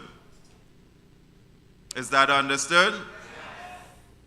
For your credit committee, you will be selecting 5 persons. And for your supervisory committee, you will be choosing 3 persons. So it's 5 by 5 by 3 in all. Yes. So I'm sure on the ballot slips it is going to show you what you need to do. And I want to go back to that process in terms of, because it was stated earlier on, you have to shade, it's electronic counting. So you have to shade the circles properly. You are not to fold the ballot. Do not fold the ballot. It is going to affect the process because it is going through a machine. And if it is not smooth, it can affect the process. Again, I'm saying if it is that you make an error, something goes wrong, put your hands up, you are going to get a replacement. They will have to collect the one that becomes a spoiled ballot. Is that clear? So, again, I would ask that you all,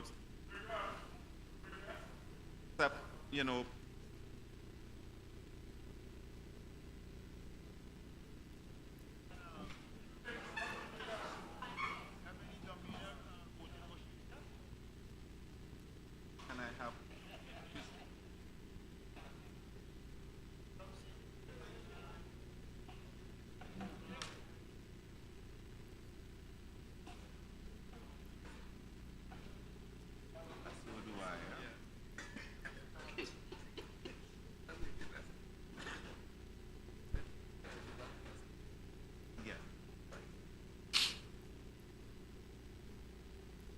So I will ask that you go forth. Please don't multiply. Just go forth, handing out the ballots. Please don't.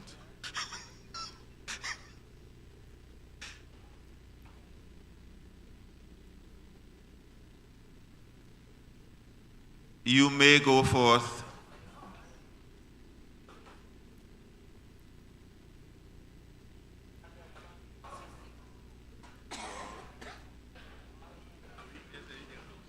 The persons at the head table need to get ballots as well.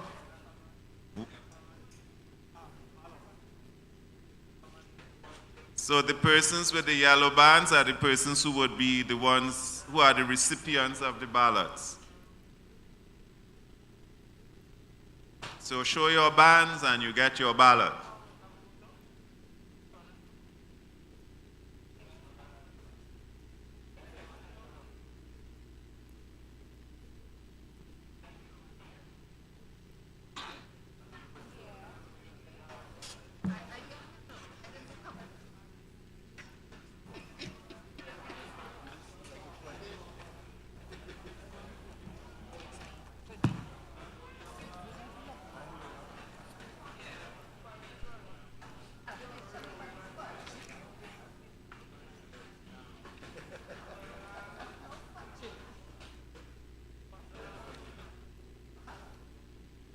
So if you all, from page 42 to page 47, you would have the persons who have put themselves up to serve.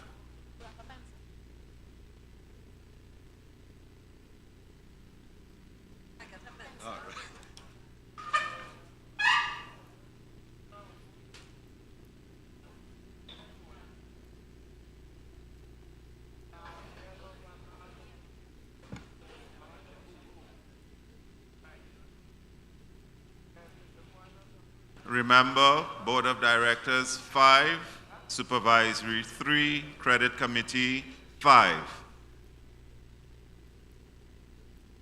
As Mr. Quinton would have stated, if you choose more, it's a spoiled ballot, but you have the option of choosing less. But Board of Directors 5, Supervisory Committee 3, Credit Committee 5.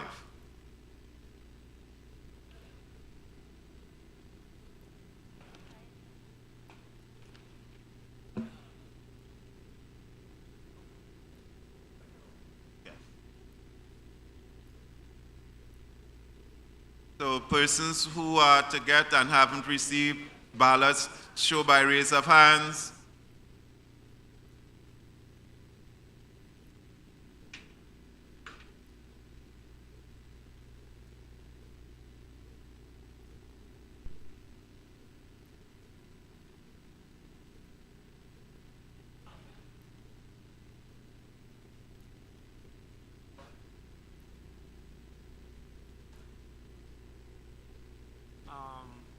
To the head table and members of the board. I'm not hearing you.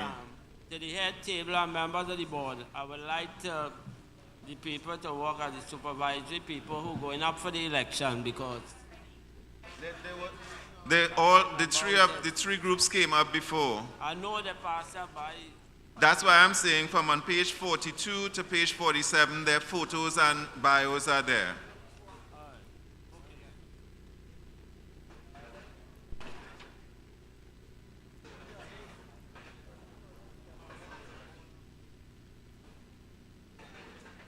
Yes, I will. Yeah. So page 42, 43, Board of Directors. 44, 45, Credit Committee. 46, 47, Supervisory Committee.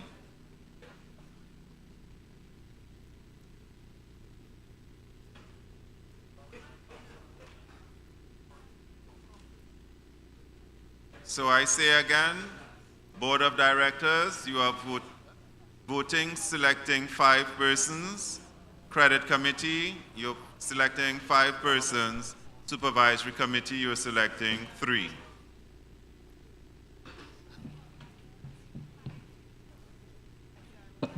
I would want to advise the election support team, when you all are collecting the ballots, make sure they are all facing head first.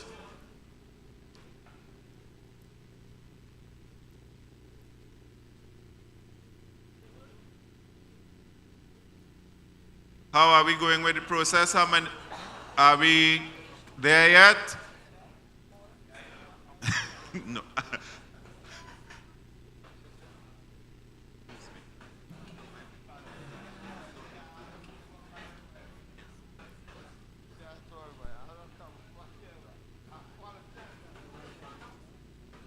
Once that announcement is given, I will do so.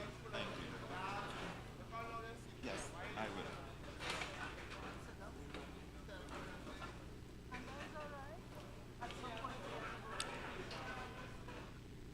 So the persons will now be passing around to collect the completed ballot. Make sure, collect them with the heads up.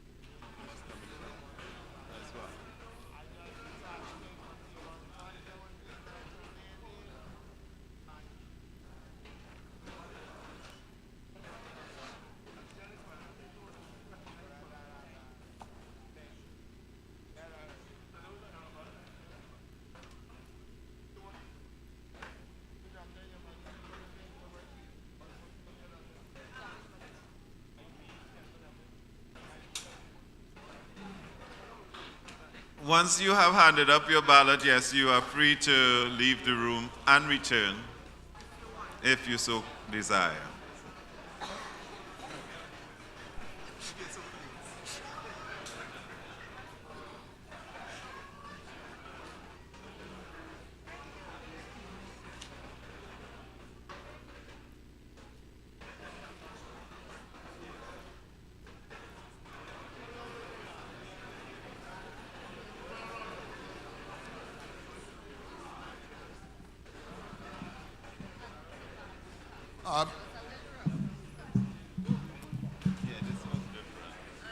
Ladies and gentlemen, don't leave, because while the ballots are being counted, we have a presentation that is going to be made.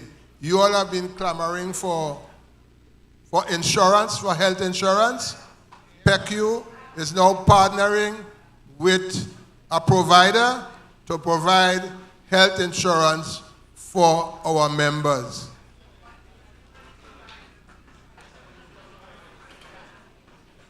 Guardian Life.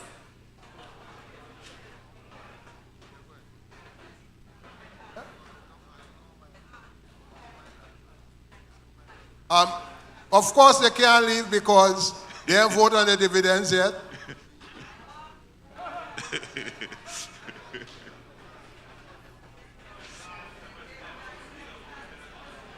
How are we going with the collection? Show your ballots to be collected.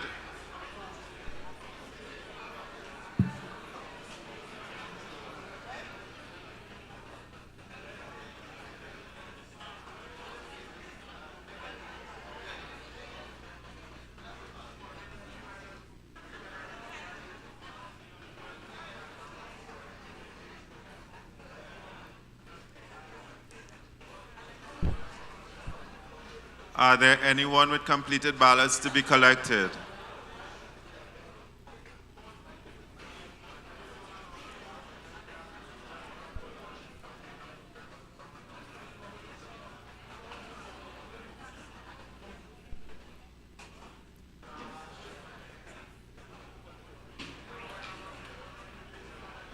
There's someone there.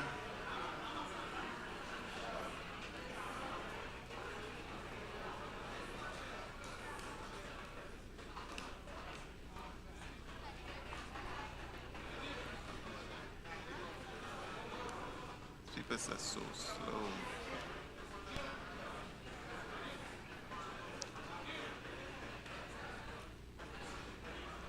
Just collect the ballots. Head up, please. Are there anyone who still needs to hand in their ballots? There is one in the middle.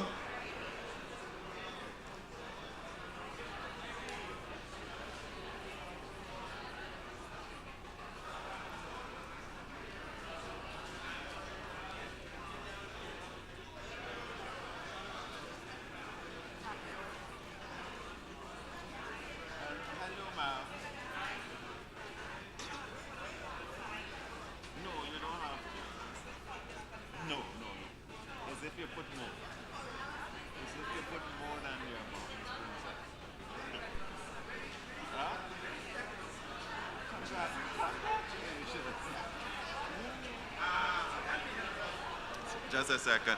How are we coming along with the collection? Anyone with ballots to be handed in?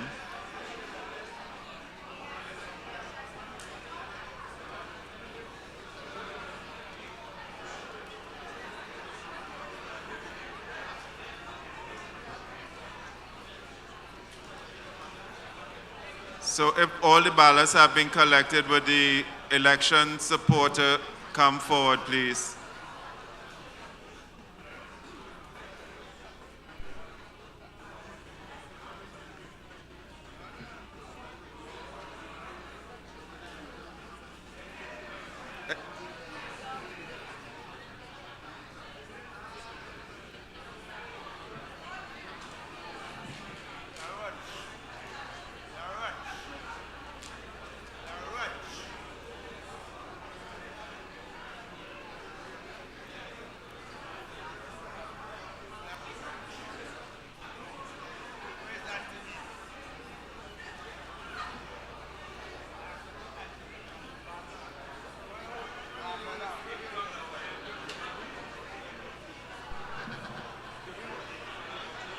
Are there any ballots still to be collected?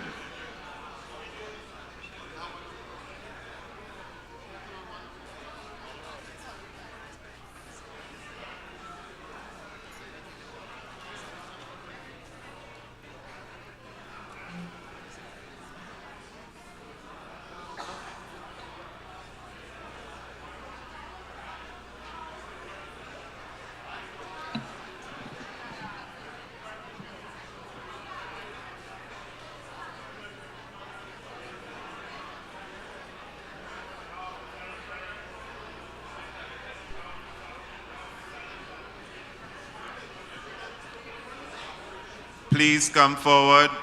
The election support staff, please come forward.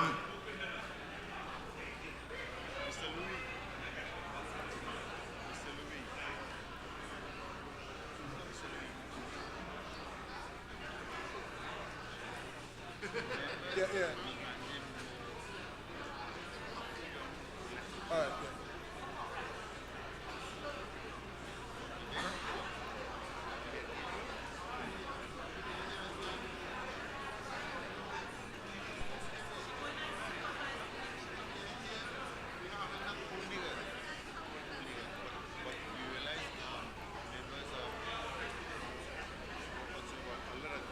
So can I conclude that all ballots have been handed in?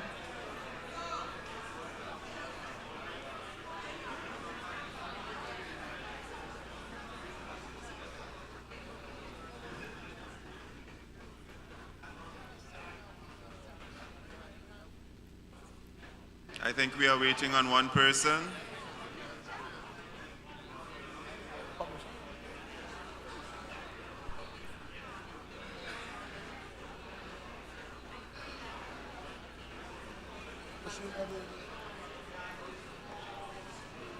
Oh, yes. One more address.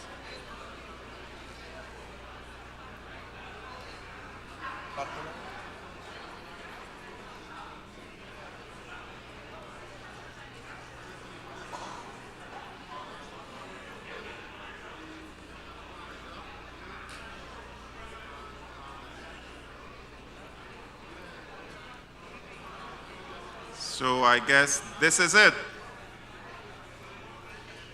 So, Mr. President,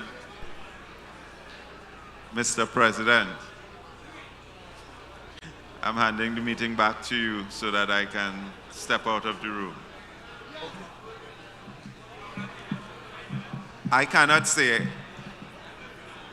Yes, but it doesn't mean that the machine is fast. I can't say. I don't know the machine. Deal. So we will be back in a short while with your results. Thank you very much. Deal.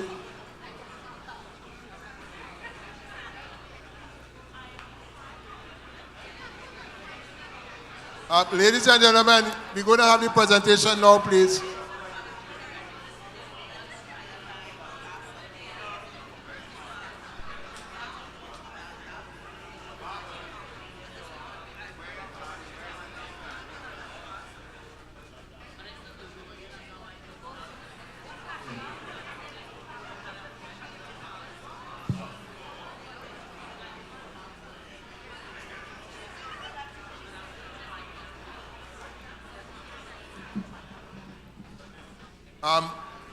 We have Mr. Okasha Abbott from Guardian Life is going to make a presentation on the insurance, the health insurance.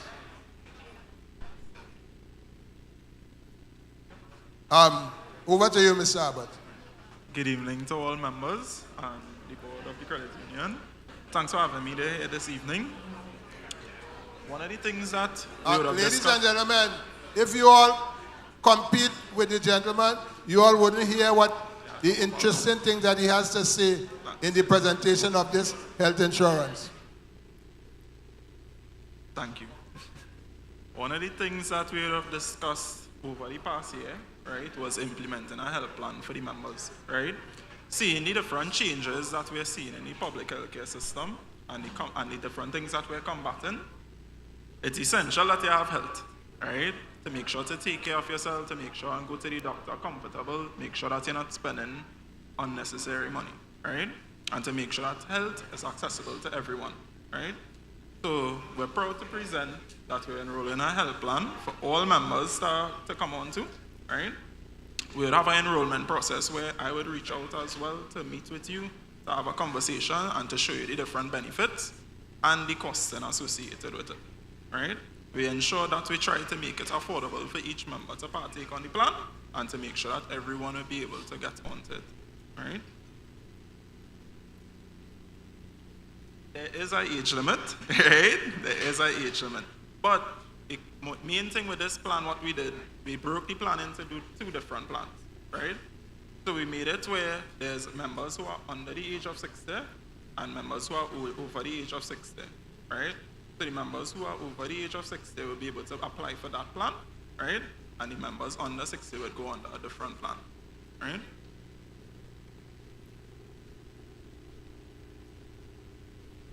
Definitely, no problem.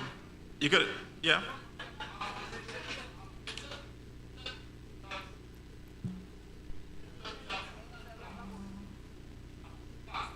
Yes. No, it's a group health plan, right? Anyone else has questions? Yeah.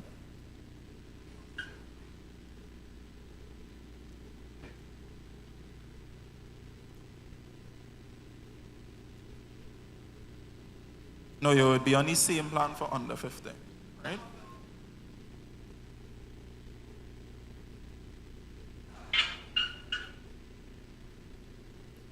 Tell that do your part, yes. Right?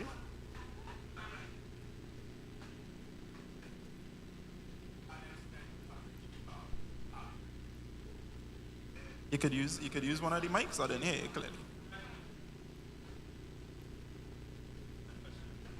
Yeah, good evening, everybody. Does the plan extend coverage for family members of the members? Yes, you can put your dependents on the plan, right?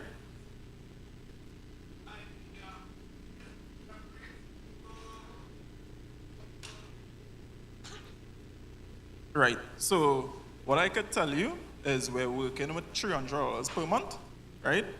That is before we get the information put in, right? But that is what we are aiming for all members, to have the premium of $300 per month.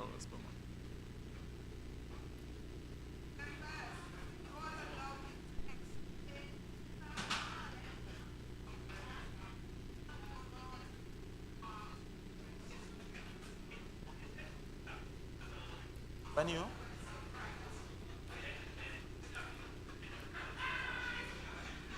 When it is you're getting enrolled on the plan, they would have a medical section on the plan, right?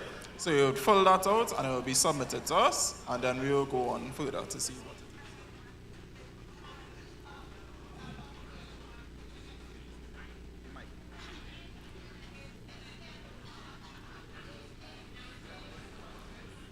As you get older, right? So let's say you're 70, right? And you're coming onto the plan based on your medical conditions. It will make you whether you're eligible or not for the plan, right? So if it is you're at that age and you're healthy, we will take you onto the plan, right? We will also make considerations for persons, but we also have to manage the plan as well, right?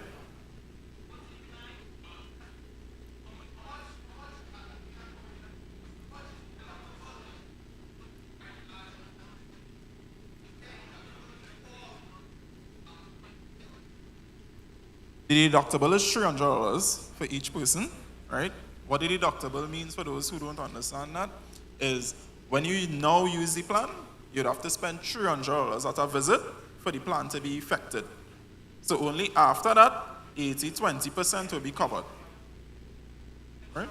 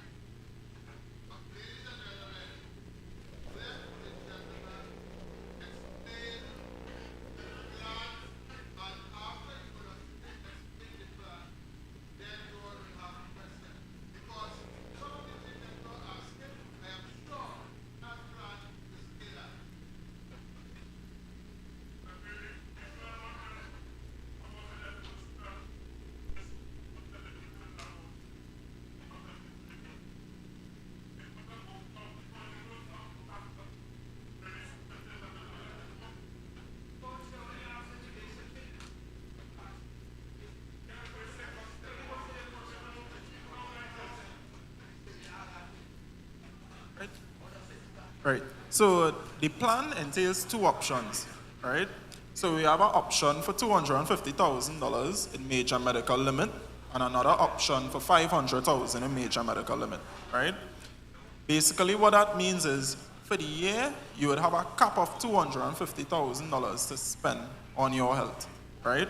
The health plan, you can use it by the chiropractor, the chiropractor, you could use it by the normal doctor, your specialist, you could do surgeries, you could go to the dentist, you could go to the optometrist, check your eyesight. These different benefits are used, right? There's also a life rider part of the plan, right, that you'll be able to have as well, for those of you who may not have had life insurance or anything like that, right? So you'll be able to entail that on the plan, right? Also, there's an air ambulance benefit on the plan, something that a lot of persons never knew was needed until recently, right? If it is you're on another Caribbean island and you need to be sent back to Trinidad and Tobago, it's something that you could use on the plan. That is usually beneficial, right? I could take questions now for anything that you guys may have concerns. What age?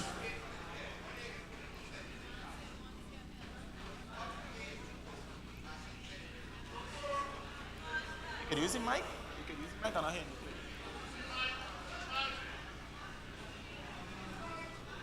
Good afternoon, sir.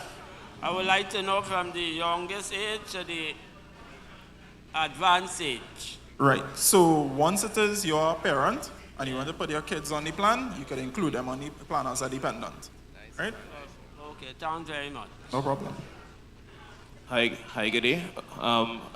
Next question.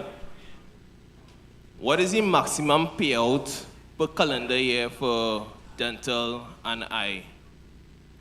The maximum payout for dental is $5,000, right? And for eyes, I believe it's $3,000. Thank you. The benefits will be sent to each one of you and gone through the whole proposal with everyone, right? Because we will be reaching out, my office will be reaching out with you guys to explain everything in more in depth, right? Yes, sir. Yes, sir. I was asking the question about the age, as to what age groups or how have you a package for people like my age? Over 25? 65. 25? Over 65. Right, so you would be on the over 60 plan, right? Mm-hmm. And that premium is around $331 per month. $331 a month? $31, yeah. A month. Yes. And what is the benefits for me relevant? Like I just say somebody asked about eye and tooth, because I losing all mine, and to get dentures go say about $7,000 now, Yeah. So $5,000 if it's for that is no start to talk money. Right. At my age. Right. And then if I get in kind of blurry in one eye, what will happen? Right. No, well, you would be able to go to private to be able to use your health plan, right? Of course, some of the benefits are a little reduced, right? Because again, affordability of the plan we want to look at, right? So you may not get $10,000 to use on eyes or dental, right? But it's to make sure that across the board you'll be able to take care of your health. Okay. Right? Okay, thanks. Thank you. No Thank problem. you. Good afternoon. I just wanted to ask if you're already a member of a plan, a health plan, if you could join this one or if you just stay with. Yes, you could join this plan. There's co-insurance on the plan. So the plan that you're already part of, this will act as a secondary plan for it. So usually how you would get 80 or 70% discounted on your payment, right? And you have to pay the difference. At this plan, we would pay the difference of the plan, so it comes like 100% basically the health insurance would be. Even if the plan is with you already? Yeah, even if the plan is with us. Okay, right? thank you. No problem. Hi, good afternoon. I was wondering with regards to when you're joining, do you get a card or? Yeah. So we get an e-card, right? So we have an online portal that you will be able to log straight into, and you will have an e-card. So every time you go to the doctor, you won't have to go into the portal and get it, right? You could screenshot it and have it on your phone, But right? do you get a physical card where you could just present and not have to write up any paper? So for persons who may not be able to do that, right, have it on their digital phone, right? We would make interpretations where we will have a physical card, but we wanted to use the digital card, right? Because it's easier. All right, okay. Right? Thank you. No problem. Hi, good day. One more question, please. Just saying, if a member joined the plan and they never had a claim and something, or they come and die, what returns their family will get on the contribution? Right, so on the health plan, there's a life rider on the plan, right? That is automatically on it. So the life rider is $25,000, right? So at the point in time when that person passes, we would pay the $25,000 out. Out of 500,000? No. That's if you choose $500,000 option. If you choose the $500,000 option, it will be $50,000, right? Oh, okay. The option for $250,000 is $25,000. All right, thank you. No problem. What is the cutoff age? Like somebody have a family, they have children, they progress, and their children now have a family. What is the cutoff age that that person will be separated from the plan?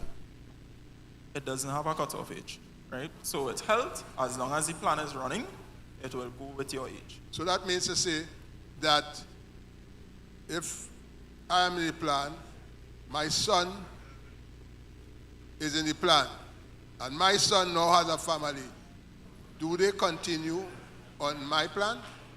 So, oh, you mean in terms of if it is you're not in the question anymore, they do it individually? Yeah. Right. So your son would be going onto the plan for himself now, and his kids will fall under him. But that, right? At what age is that? They could do that as soon as possible, right? Because even if it is your 10, right? You could join the plan individually. Of course, your parents would have to sign the documents, right? Yes. But you could join the plan as an individual member once you are part of the credit. And still be part of the father's plan? No. You'll be on your own plan. If it is, you'll join on your own plan. All right. Because you can't take out two of the same plans. Well, understand. Right? Yeah. Pleasant good night, everyone. My question is, at what age would your dependents be covered, or should I say, would they be eligible to remain on the plan? Is it that when they reach 19, they're no longer on the plan automatically, or until they finish, say, full-time education, like if they go into tertiary education or something like that? Correct, yes. If it is they go to university, you will just have to present a letter stating that they're not working, they're going to school still, and they would still be under your plan. Okay, and what age would they be eligible for that? So if it Up is to you're 23 or 24 and you're still in school, you will be under that as a dependent, right? Because you're not working. School. Correct. Okay, right? thank you. Yeah, good evening. I have 3 questions. In terms of the dynamic of the health plan, is it something that is internationally recognized, meaning that if our healthcare providers locally don't provide the necessary healthcare that we need to source abroad, will the health plan be covered by other establishments internationally? That is 1. 2, as is as... I could answer that one first? Yeah. Right, yes. The health plan is recognized internationally, right? So how it works is with the e-card, right? When you go abroad and you scan that e-card, it will send to our concierge service, which is Dalian, right?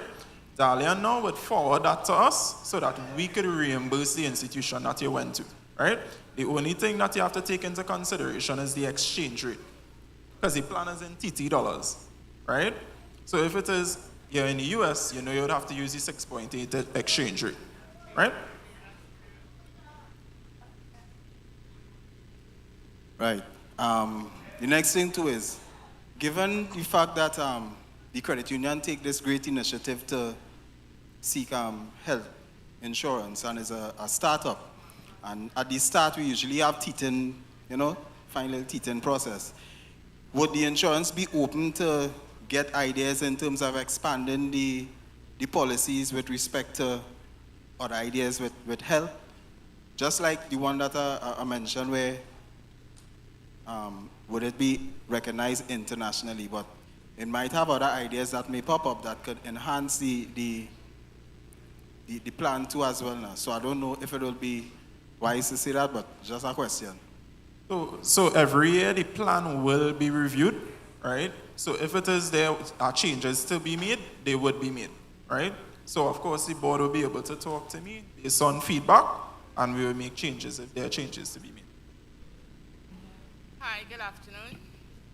Can you tell me the number of dependents you're allowed? Pardon? Can you tell me the number of dependents that you're allowed? So your kids will be allowed an husband or wife, right? So if you have 4 kids, 5 kids, they would be under as dependents.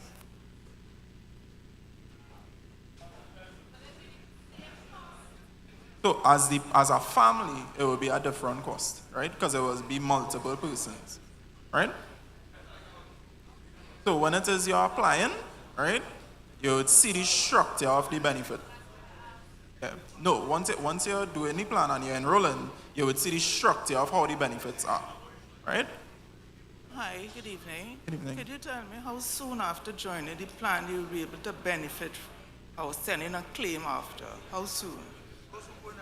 You're talking about the claims process? The claim, yeah. Like if you join, how soon after can you make a claim to the insurance? Right.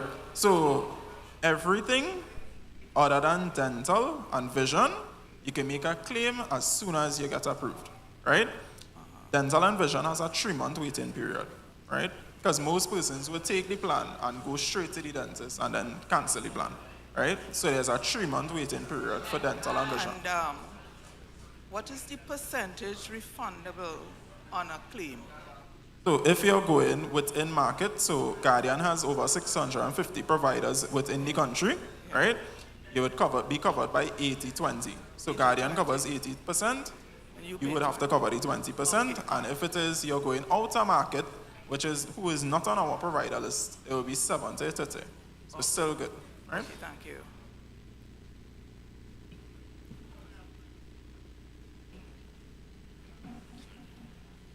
All right, so I probably should have asked this question was earlier there. In terms of the dependents, right?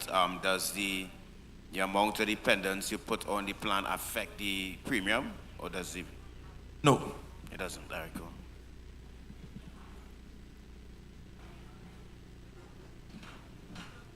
Any more questions from anyone?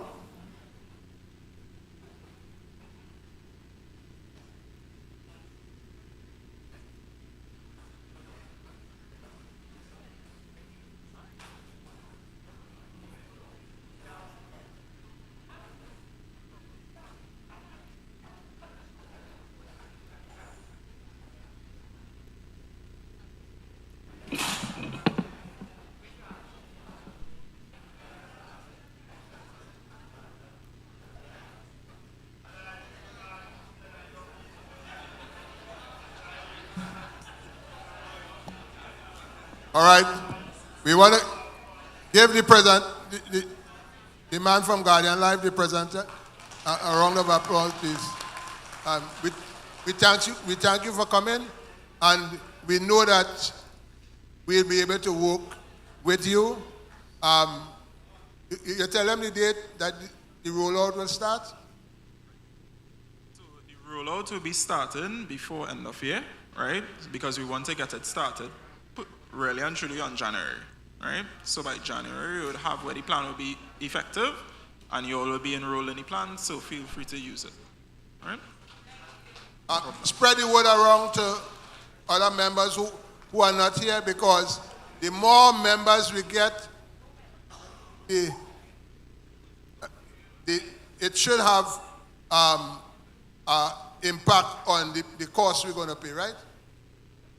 The more members that we have will have an impact on the cost to the individual members. So the more persons in the plan, yes, the better it will be for each and every one of us. Sure. So the larger the plan is, you would see a reduce in premium, right?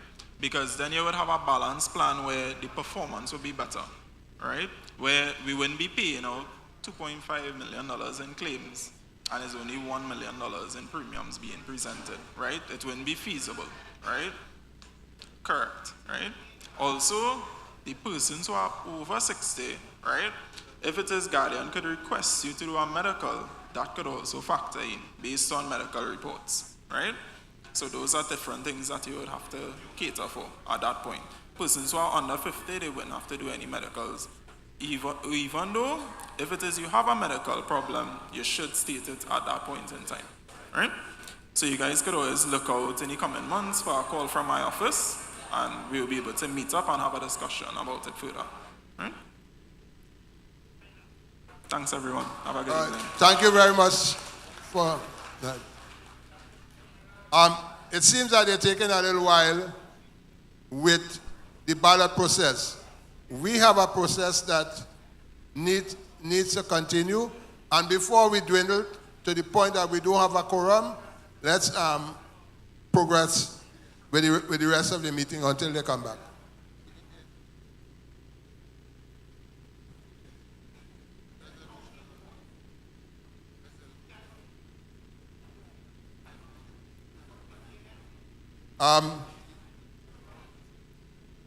We'll have the resolution now.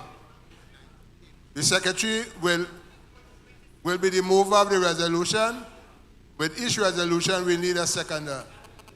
So for the first resolution, dividends, the secretary will now read. Dividend. Be it resolved that a dividend of 3% on the average monthly share savings balance held by each member be paid for the year ending March 31st, 2024.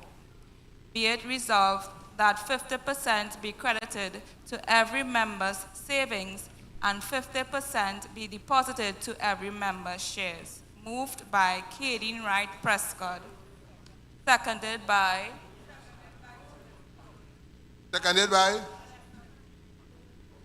by Vanessa Patino. All those in favor say aye, please. Aye. Any against? Any abstention? We move on to the next resolution.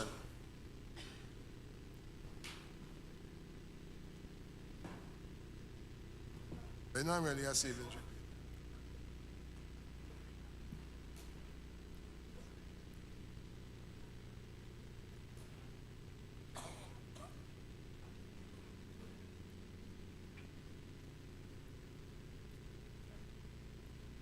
Interest.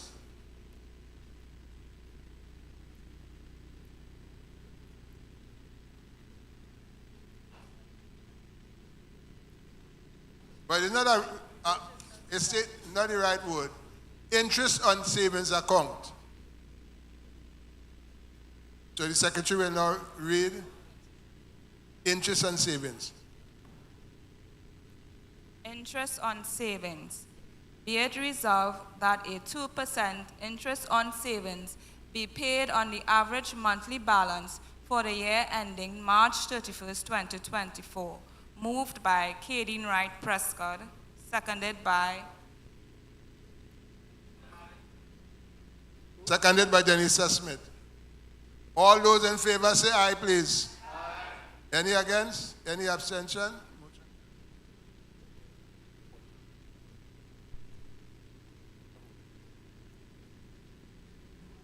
Maximum liability. Be it resolved that PECU maximum liability be set at $75 million. Moved by Kadeen Wright Prescott, seconded by Newton Batiste. All those in favor say aye, please. Aye. Ladies and gentlemen, you all need to say it with a little more thing. All those in favor say aye, please. Aye. Any against? Any abstention? Matters, motion carried. The auditors.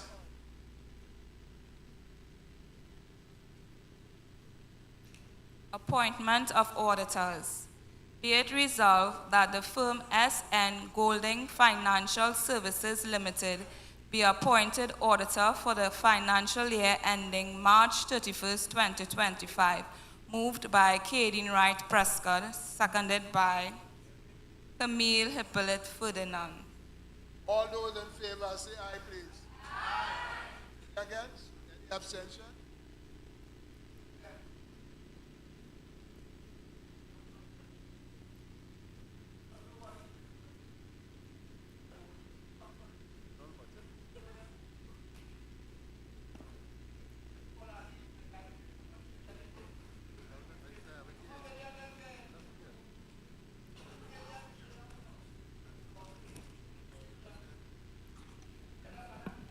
Mr. Chairman, Sir. We didn't have an opportunity to get your rationale for changing auditors, but I would have thought you would have said, well, we go in with so and so because of whatever circumstance, or if it's a policy that we do, we change every 5 years, So that's all I'm saying. We have had the auditors for more in excess of 5 years. We should have changed auditors before now, and we are complying to the regulations.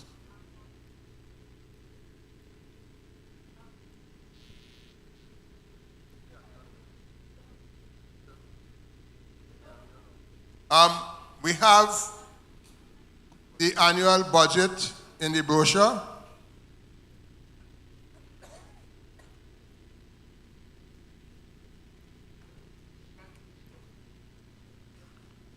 What page? Page 96. The budget is on page 96. Can I get a motion for the acceptance of the budget, please?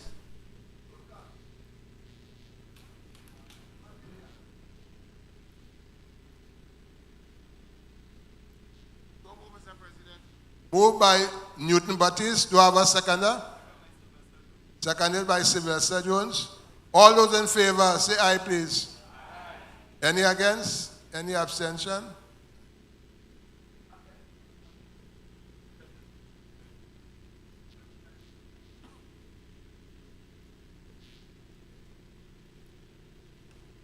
Right now we await the election results.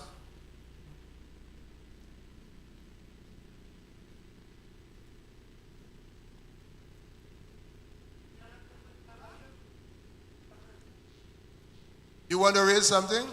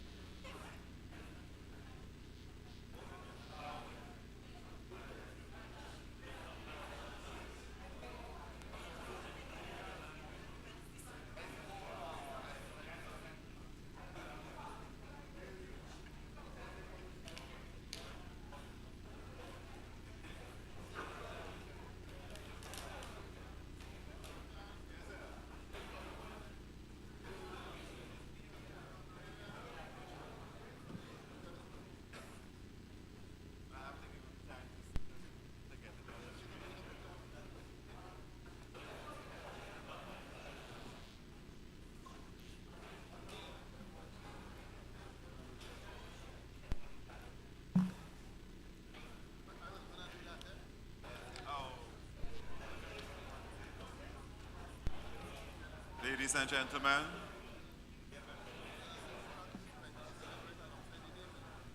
ladies and gentlemen,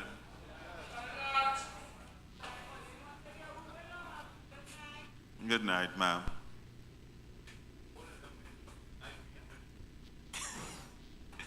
So the results, I have it before me, and it's now placed, it will be placed on the screen. Starting with the Supervisory Committee. For your Supervisory Committee, your 3 officers for the ensuing year will be Melissa Edwards with 136 votes, Stephen Stewart with 135, Ian Henry with 129. Your first substitute is Sandra Moore Williams with 107, Nigel Punnett, your second substitute, 72. Congratulations to you all.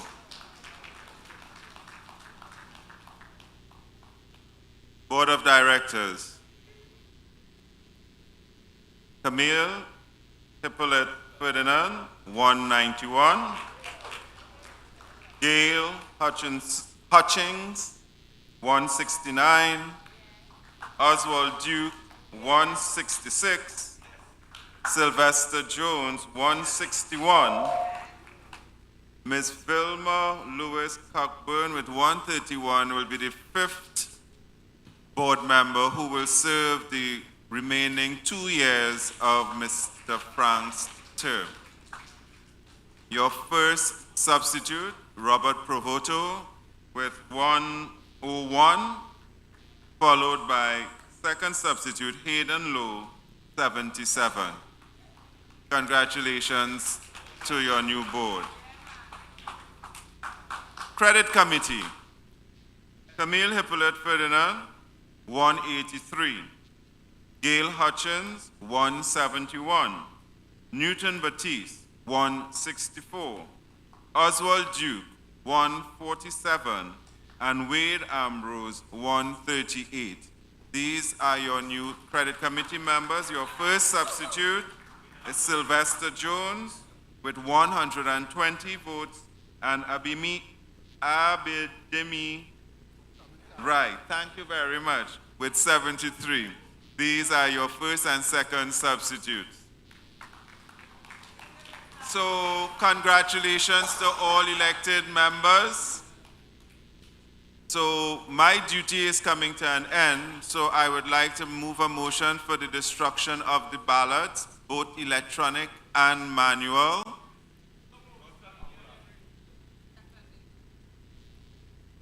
So I know the mic's supposed to be used, so I don't know the name. I, Vanessa Patino, move the motion to destroy the ballots. So you all got that name. I need a seconder, please. Seconded by Ian Henry. Mr. Ian Henry. All in favor, say aye. Aye. Any against? Any abstention? Thank you very much to Mr. Quinton and your team. I wish you all continued success into 2024, 2025, and all the best to you all. I must say you're a professional in whatever you do. I must say you're a professional in that respect. Thank you very much, sir.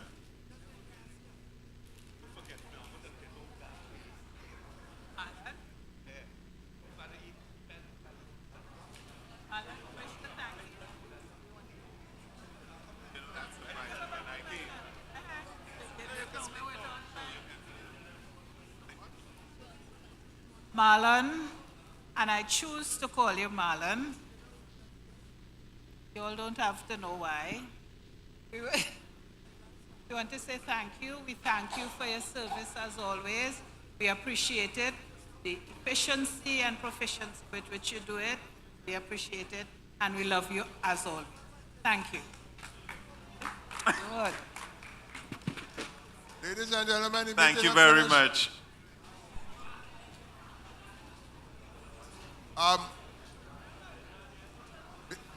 before we move the voter thanks, we have to do.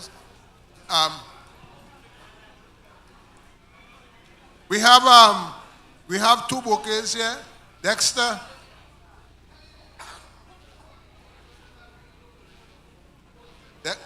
Dexter, would you please present one of the bouquets to the cooperative officer, please?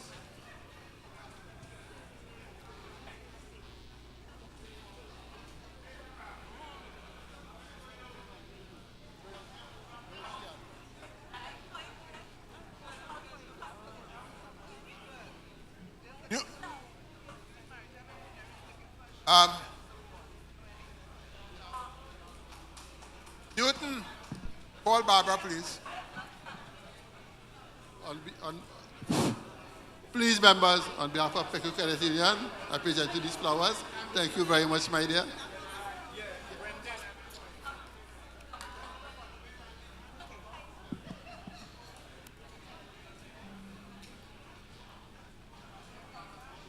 Oswald Duke.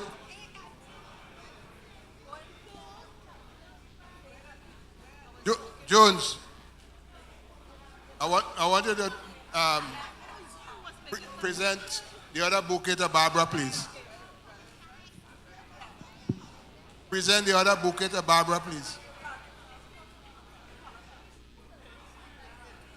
They calling her?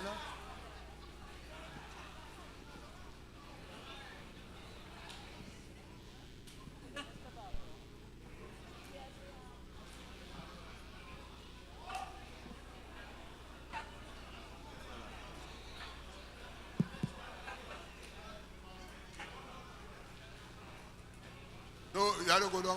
Go down.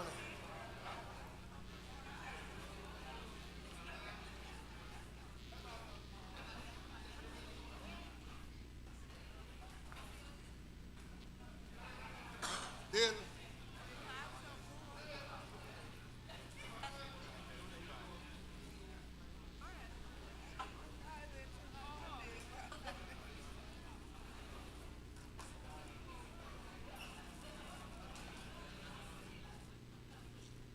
Down there, Barbara.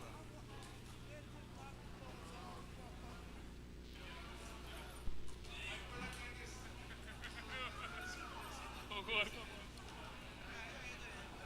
You good? You good? Nice, man. Nice. I see that. You came back black. Members, on behalf of the management and staff, all elected officers of PECU Credit Union, I now present this to Ms. Barbara for her hard work. Very, very, very hard work.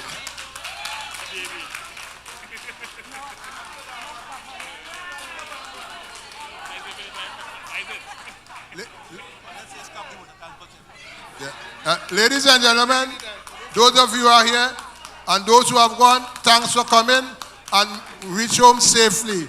So, nothing to eat, Mr. President. Mr. President. 150. Ladies and gentlemen, we didn't provide a meal here today, but $150 would be placed on your account tomorrow for the money that you would have spent on your meal today.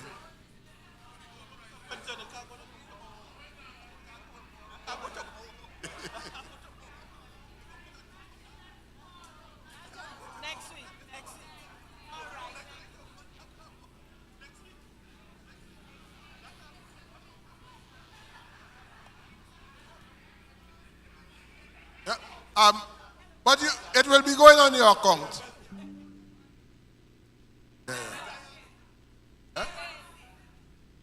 In your savings account, of course.